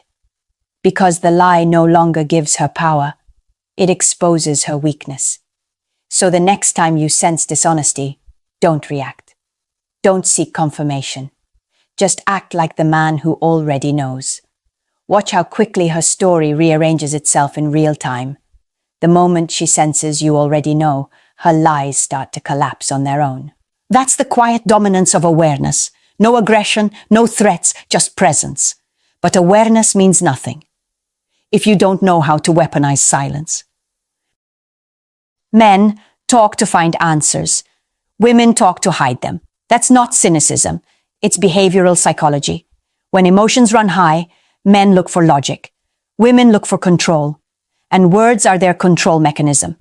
The more they speak, the more they can redirect attention, redefine tone, rebuild safety. That's why the man who learns to be silent becomes the most dangerous one in the room. Silence makes people confront their own truth. It's a mirror, and most can't handle their reflection. Here's what happens inside her mind when you stop talking. Cognitive dissonance. Her brain hates the emptiness. The stillness feels like exposure, as if your silence is stripping away her story. So she fills the gap. With words, with nervous laughter, with unnecessary explanations. That's when the cracks start showing. Imagine this moment. You ask her something once. Calm, steady, clear. Then you stop. No sighs, no frowns, no repeated questions. Just presence. The pause stretches longer than she expects. Seconds feel like minutes. She starts to feel your silence pressing against her skin. And then she speaks again. Softer, quicker, correcting herself. That's not conversation. That's confession. Most men ruin their leverage by breaking the silence first. They can't handle the discomfort. They think persistence equals strength. It doesn't. Persistence is loud insecurity. Power, in its purest form, is restraint. When you stay quiet, your silence becomes a pressure cooker. It amplifies everything she's trying to hide. The more she senses you're unbothered, the more she feels exposed. Because she can't read you. And that unknown is terrifying to someone who survives by reading emotion. Silence also signals something primal. Emotional detachment. It tells her you're not desperate for reassurance. You're not waiting for her validation. You're simply watching, evaluating, choosing what to believe. That's when she starts revealing the truth. Not because you demanded it, but because your silence forced her to face it. And it's subtle. It's not about making her uncomfortable for sport. It's about letting her run out of scripts. Every manipulative narrative relies on dialogue, on your participation. Once you stop feeding it, it dies. Your silence breaks her performance. Your composure exposes her inconsistencies. Your calmness makes her panic. This is the paradox. You don't get honesty by chasing it. You get it by holding still long enough for it to surface. Because silence isn't weakness. It's the sound of a man who already knows. And when she starts talking too much, that's where the next truth hides. buried inside the overflow of her own words. She suddenly gives you a full timeline, even when you didn't ask. Where she went, who was there, what time she left, what she wore, every small detail delivered with perfect precision. It sounds honest, it sounds open, but it's not clarity, it's camouflage. That's the paradox of deception. Guilty people over-communicate, because when someone's telling the truth, they speak simply, they answer directly, they don't perform. But when someone is hiding something, they start building a cushion of words, a verbal fog dense enough to make you lose focus. Psychologically, this is called information flooding. It's an unconscious defense mechanism triggered by fear of exposure. When her brain senses threat, the possibility that you've noticed something, it scrambles to build narrative control. The logic is simple. The more context she gives, the less you'll notice the core inconsistency. And it works. On the untrained ear. That's why your role isn't to listen harder, it's to listen smarter. Here's how you do it. When she talks too much, stop tracking the details and start tracking the distance. How far her words are drifting from the question you asked. If her story doubles back, loops around, or adds random justification, she's not explaining. She's distracting. That's your red flag. You'll notice micro-tells too. Her tone will shift between calm and defensive. She'll smile too long, fill silence with, "You know what I mean," or overshare about things that don't matter. She's not opening up. She's buying time. Every unnecessary detail is an emotional bandage trying to cover a wound she doesn't want you to see. So, instead of confronting her mid-sentence, just nod. Let her finish the monologue. Then repeat her main point back to her, short, cold, stripped of fluff. "So you're saying you just went there, talked for a bit, and came home." You'll feel it, the tension drop in her voice, the hesitation that follows. Because your summary just killed her cushion. The truth has nowhere left to hide. Here's what most men miss. You're not in a conversation. You're in a narrative negotiation. The more she talks, the more information she leaks. But your power is in what you don't respond to. Every time you let her drown in her own words, you give her enough rope to hang the lie herself. So listen differently. Not to what she's saying, to what she's avoiding. If her answers get longer than your question, she's building a wall, not a bridge. Guilt always speaks in paragraphs. Honesty speaks in sentences. And if you can hear that difference, you're already holding the power she's trying to protect. But the real shift happens when you change the frame of the entire conversation. Most men beg for honesty. Leaders command clarity. That single difference changes everything. Because the moment you ask for honesty, you've already surrendered emotional power. You're admitting that your peace depends on her truth, and that gives her the upper hand. She now controls the tempo, the tone, and the tension. You've made her the gatekeeper of your calm. Think about it. When you say, "I just need to know the truth," you're not being strong. You're confessing attachment. You're saying, "My sense of self depends on your validation." And that's the perfect cue for her to tighten her control. But when you shift the frame, everything changes. You stop playing defense and start setting the emotional terms of engagement. Instead of needing the truth, you define the conversation around clarity. You're not begging, you're assessing. You're not reacting, you're observing. You're showing her, silently, that you have the emotional stability to move with or without her cooperation. Say it once, calmly. "I don't need to argue. I just need clarity to move accordingly." That line lands harder than any accusation, because what she hears underneath isn't threat, it's detachment. It tells her, "You no longer control how I feel." That's when the panic starts, because every manipulative dynamic thrives on your emotional dependence. When she realizes she's lost that anchor, she starts reaching. She re-explains, reframes, backtracks, desperate to regain narrative control. You'll notice it in her body language. The pause before she answers, the sudden softness in her tone, the searching eyes trying to gauge how much you know.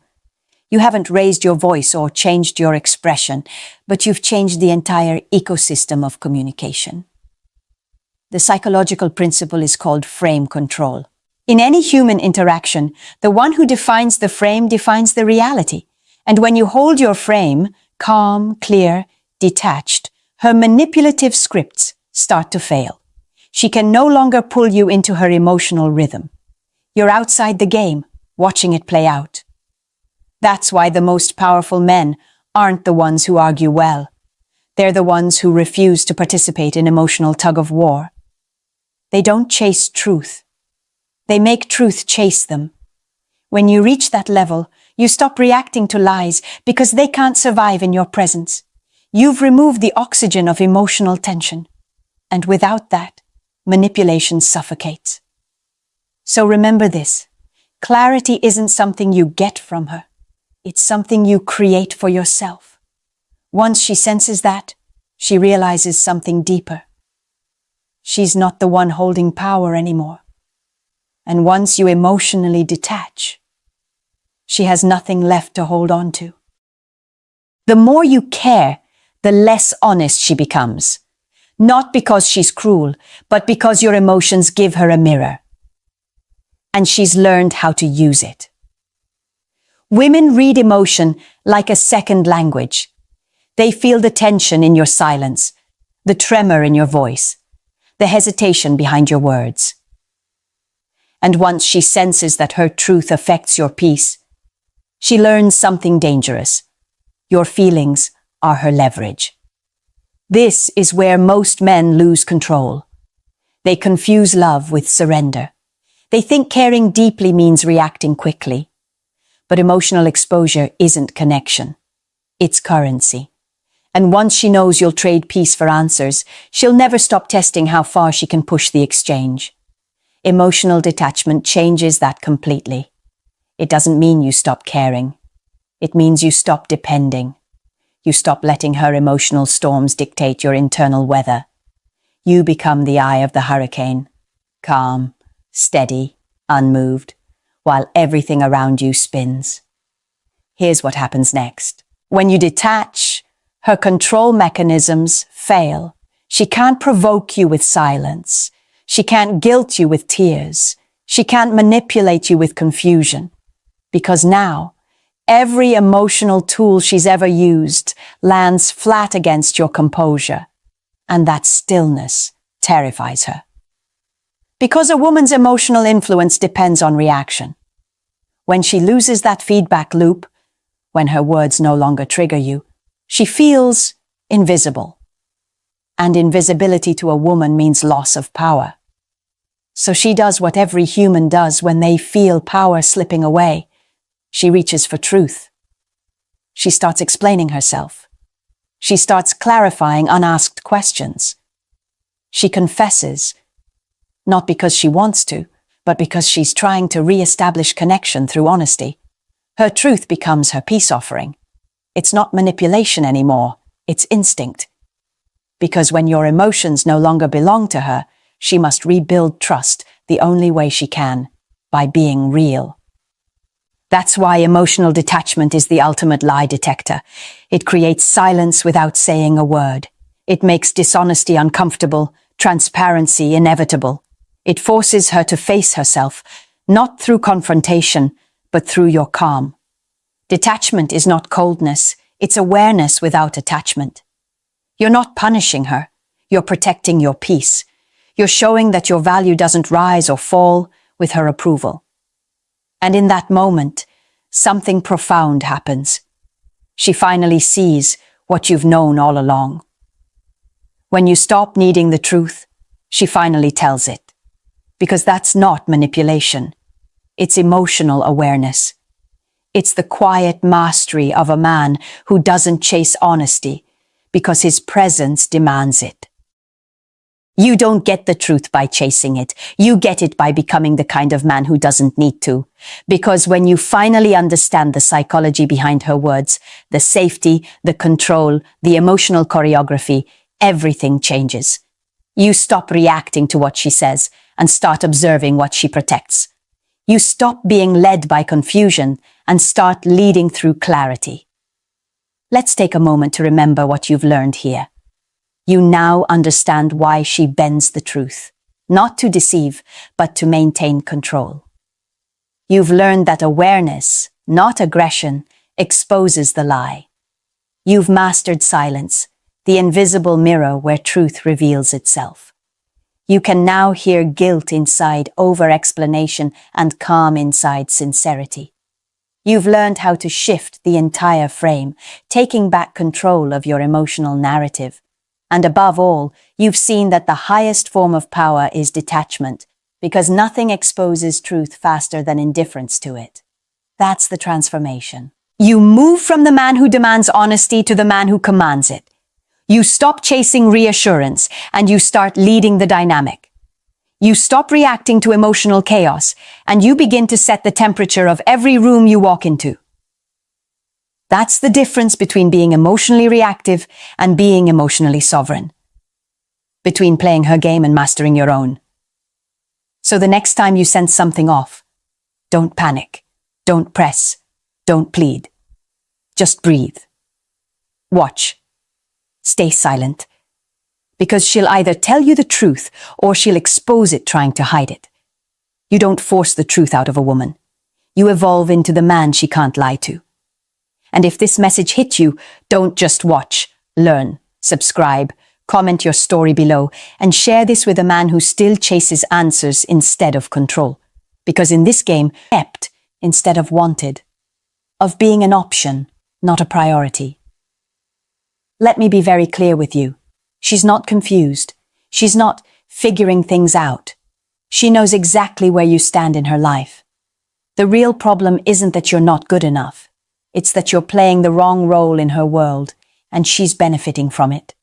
Today, I'm going to show you 5 ways to stop letting a woman treat you like an option, and more importantly, how to shift your position so this pattern never repeats again.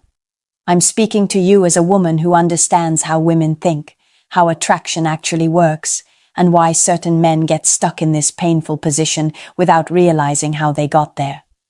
This isn't about manipulation. And it's not about turning into someone you're not. It's about changing the power dynamic, quietly, decisively, and permanently.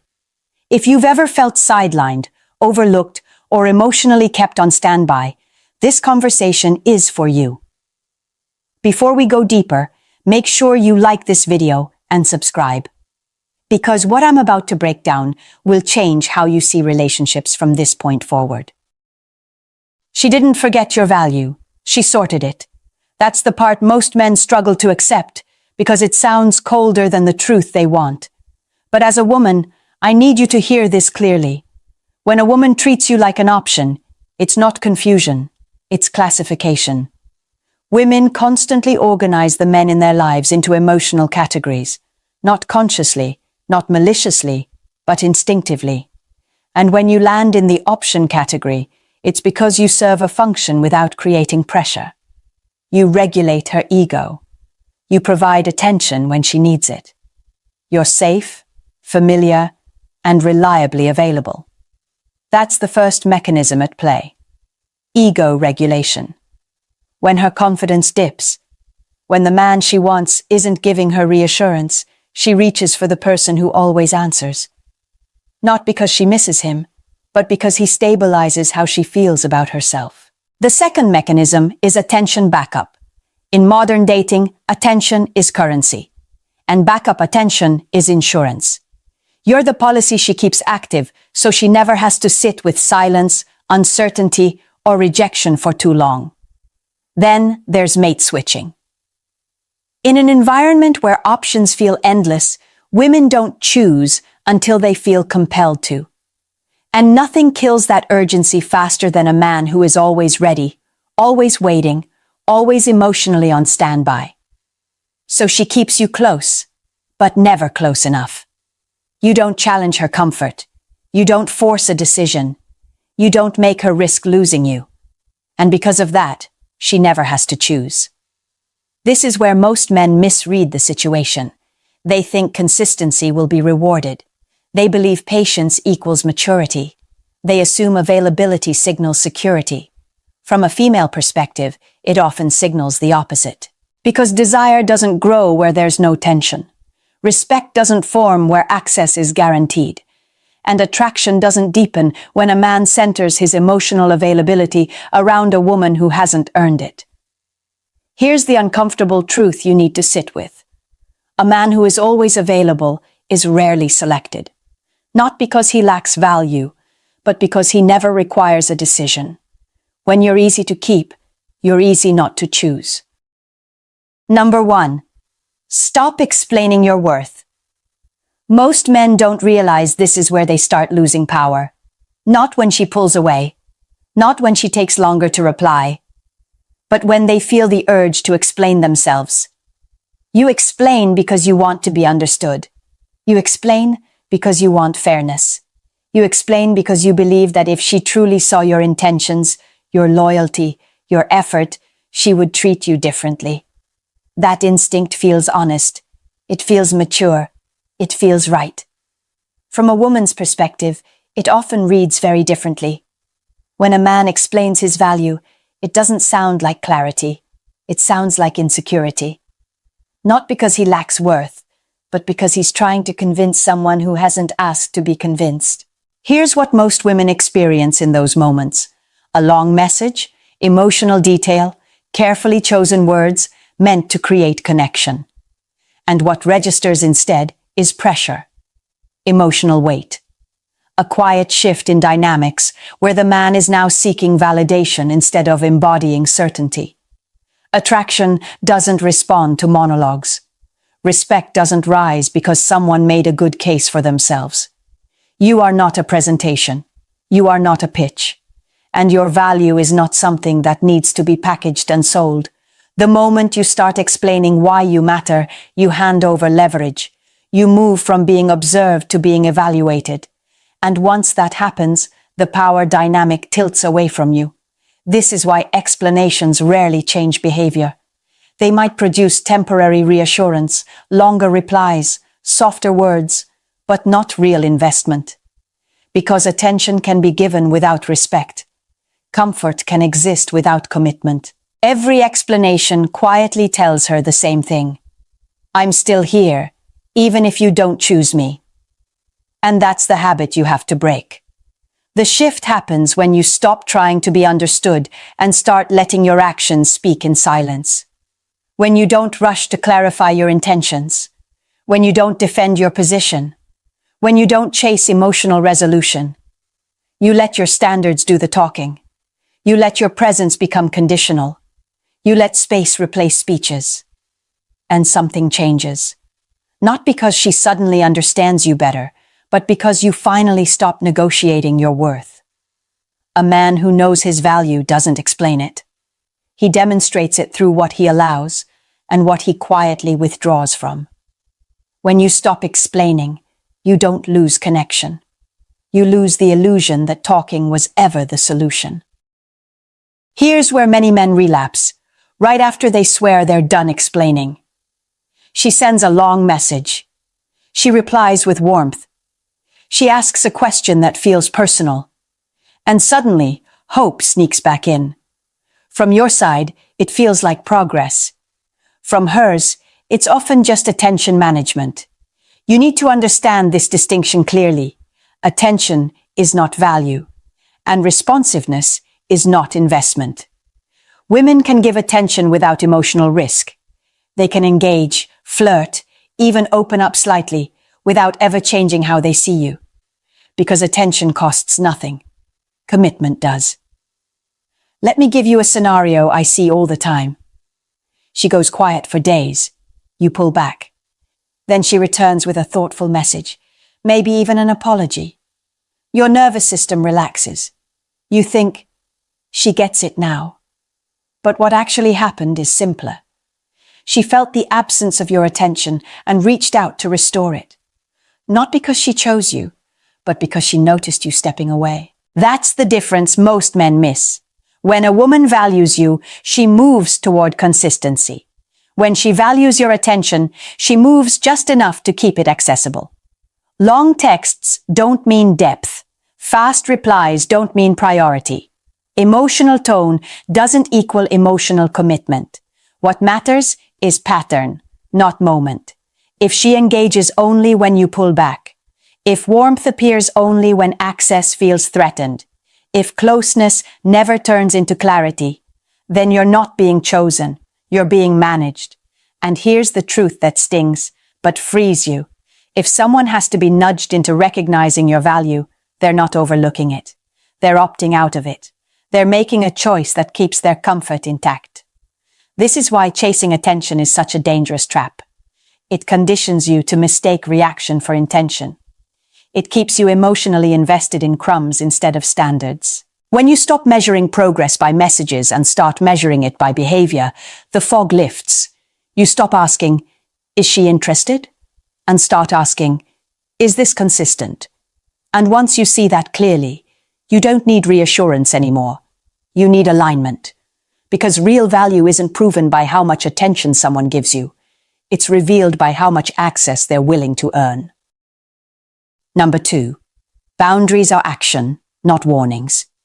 This is where many men believe they're doing the right thing, while quietly sabotaging themselves. They talk about boundaries. They explain what they won't tolerate. They express disappointment, frustration, even hurt. But when the behavior repeats, nothing changes. From a woman's perspective, that doesn't look like strength. It looks like flexibility disguised as standards. Here's the truth most people avoid. A boundary without consequence is not a boundary. It's a suggestion. And suggestions don't shape behavior. Outcomes do. Women don't respond to what you say you deserve.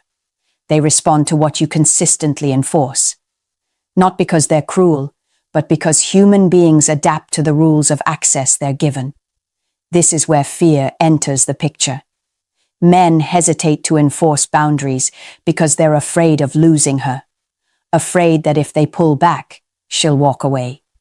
Afraid that standing firm will end the connection for good. And sometimes, it will.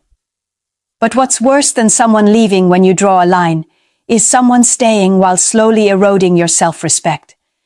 When you allow disrespect once, it sets a precedent. When you allow it twice, it becomes permission. And by the third time, it's the relationship. This is why boundaries must be behavioral, not verbal. When someone disrespects your time, you don't argue about it. You remove your time. When effort drops, you don't negotiate for more. You reduce access. When consistency disappears, you don't chase clarity. You step back into alignment. That's not punishment. That's self-regulation. From a female psychological standpoint, this is where respect either forms or disappears. A man who enforces boundaries without anger, without drama, without explanation, communicates something powerful. My presence is conditional on how I'm treated. And here's the part that surprises many men. The women who are capable of real connection don't test boundaries. They recognize them and adjust. The ones who push, poke, and cross lines are revealing exactly why those boundaries are necessary. This is the shift you need to make. Stop trying to be understood and start being consistent. Because the moment your actions match your standards, the dynamic changes. Either she rises to meet them, or she removes herself. And both outcomes restore your power. A woman who truly respects you will never need to be reminded where the line is. She'll feel it. Number 3, refocus on your goals. This is where the real power shift begins, because nothing pulls a man out of the option category faster than reclaiming his direction. Distraction doesn't ruin men overnight. It erodes them slowly. One unanswered message, one delayed reply, one night spent replaying conversations instead of moving forward. And before you realize it, your emotional state is reacting to her behavior instead of being anchored in your purpose. From the outside, it looks harmless. From the inside, it's devastating. The moment your schedule revolves around her availability, you've already lost leverage. When your mood rises and falls based on whether she texts back, she's no longer just part of your life. She's controlling its rhythm. From a woman's perspective, this is immediately felt. Not logically, but viscerally. A man without direction feels emotionally heavy. He feels absorbent instead of grounded. And no matter how kind or consistent he is, that lack of internal focus quietly lowers his position. Here's what many men don't want to hear. Attraction grows toward motion, toward clarity, toward a man who is building something that doesn't pause for uncertainty. A man with goals doesn't chase alignment. He attracts it. That doesn't mean working non-stop or pretending not to care. It means structuring your life so your time, energy, and attention are invested forward, not upward, towards someone who hasn't committed. Set a target that demands discipline. Create a daily structure that doesn't bend for emotional fluctuation. Replace motivation with consistency. Because motivation fades, but systems don't. When your focus shifts back to your growth, something subtle but powerful happens. You stop monitoring her reactions. You stop waiting. You stop interpreting silence as meaning. And she feels that shift. Not because you announced it, not because you threatened to leave, but because your energy is no longer available on demand. A man who is deeply engaged in his own progress doesn't need to withdraw attention intentionally. His attention becomes scarce naturally. And scarcity, earned through purpose, not manipulation, is what moves you out of the option space entirely. Because a man who is busy building his life doesn't have room to be treated like a backup. Number 4. Choose growth over closure. Closure feels mature. It sounds healthy. It convinces you that one last conversation will finally set you free. But from a psychological standpoint, closure is often just attachment, wearing a cleaner mask. Men chase closure because they want their pain to be acknowledged. They want the confusion to make sense. They want to hear something, anything, that confirms the effort they gave wasn't wasted. Here's what I need you to understand from a woman's perspective. When someone consistently treats you like an option, they already gave you their answer. Not with words, but with behavior. And behavior doesn't need clarification. The urge for closure keeps you emotionally tethered. It keeps you replaying moments, rereading messages, imagining explanations that would soften the reality. But explanations don't heal wounds caused by patterns. They just delay acceptance. This is the part that's hard to hear. The person who caused the damage is rarely capable of providing the repair. Not because they're evil, but because they benefited from the dynamic exactly as it was. If she wanted to choose you, she would have. If she valued consistency, she would have shown it. If she feared losing you, you would have felt it. From a female psychological lens, clarity isn't delivered through conversation. It's revealed through distance. Space removes distortion. Absence exposes truth. This is where growth enters. Growth doesn't ask why. Growth asks, what now? When you stop chasing explanations and redirect that energy into yourself, your habits, your structure, your standards, your nervous system starts to recalibrate. You regain emotional balance, not because you understand her better, but because you're no longer orienting your life around her decisions. Distance gives clarity. Growth gives power. And here's the shift most men underestimate. When you choose growth over closure, you exit the loop entirely. You stop waiting for permission to move on. You stop hoping for validation from someone who already demonstrated their priorities. Closure keeps you facing backward. Growth turns you forward. One keeps you tied to her version of events. The other puts you back in control of your own. You don't need her explanation to heal. You need momentum. You need alignment. You need to outgrow the version of yourself that needed answers from someone who never chose you. Because once you grow past the situation, closure becomes irrelevant. Number 5. Walk away without drama. This is the moment most men get wrong, not because they don't want to leave, but because they want to leave and be understood. They want the last word. They want their pain acknowledged. They want her to finally realize what she lost. And that desire quietly hands the power right back to her. From a woman's perspective, drama doesn't signal strength. It signals emotional entanglement. The more explanation, emotion, and intensity you attach to your exit, the more it confirms that she still has access to you. Walking away without drama is different. It's not cold. It's not cruel. It's controlled. This is where ego and self-respect split paths. Ego wants to be seen. Self-respect wants peace. When you disappear calmly, without speeches, without ultimatums, without emotional outbursts, something very specific happens psychologically. She doesn't feel abandoned. She feels cut off. Not from affection, but from access. And that's what creates impact. Women don't feel loss when love disappears. They feel loss when availability does.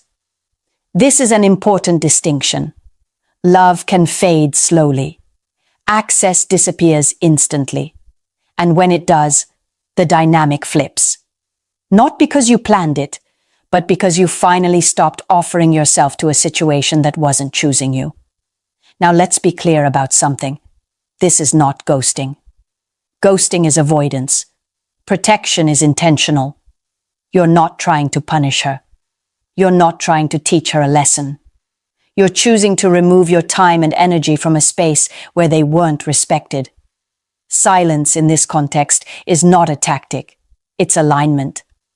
When you walk away quietly, you send a message without saying a word. I know my value, and I don't negotiate it. That message lands far deeper than any explanation ever could. And whether she reflects, regrets, or replaces you is no longer your concern. Because the moment you leave without drama, you stop performing for her understanding and start answering to yourself. Here's the truth that closes this chapter. Silence is not a weapon against her. It's loyalty to yourself. And a man who can walk away with calm certainty is no longer an option. He's already moved beyond the game. This is where everything comes together, not as a tactic, but as an identity shift. At this point, you need to understand something crucial. You were never meant to handle her. You were meant to change the version of yourself that tolerated being handled. When a man focuses on fixing the situation, he stays trapped inside it. When he focuses on becoming someone with standards, the situation either rises or disappears. That's the difference between being an option and being a standard. A standard doesn't chase. A standard doesn't explain. A standard doesn't negotiate its worth. When you become that man, the rules change automatically. Not because you demand better treatment, but because you no longer participate in dynamics that require you to ask for it. This is the part that feels uncomfortable at first. Some women will pull away, some connections will fade, and that's not loss, it's filtration. You're no longer available to people who only thrived when you were overgiving, over-explaining, and undervaluing yourself. Here's what most men don't realize. You don't lose her when you step into your standard. You lose the version of the relationship that required you to shrink. And in return, you get something far more valuable. You get yourself back. You stop waking up wondering where you stand. You stop monitoring tone, timing, and signals. You stop needing reassurance to feel steady. Because your identity no longer depends on being chosen. From a woman's perspective, this shift is unmistakable. A man who knows his boundaries, protects his time, and moves with quiet certainty occupies a completely different psychological space. He's not auditioning, he's evaluating. And that's the moment the dynamic flips. Not every woman will qualify for access to this version of you. And that's exactly the point. You were never meant to be universally available. You were meant to be selective, grounded, self-directed. You didn't lose her. You outgrew the role that kept you optional. And once you step into that identity, you don't need to protect your position anymore, because being a standard speaks for itself. If you think back to the beginning of this conversation, it probably started with a familiar feeling, the uncertainty, the waiting, the quiet frustration of giving more than you were getting, being kept close but never chosen, available but never prioritized. And now you can see the truth clearly. You were never lacking value. You were lacking leverage. The moment you stop explaining yourself, the moment you enforce boundaries without emotion, the moment your focus returns to your goals instead of her reactions, the moment you choose growth over answers and silence over drama, you stop being an option. A man with direction doesn't beg to be chosen. A man with standards doesn't argue for respect.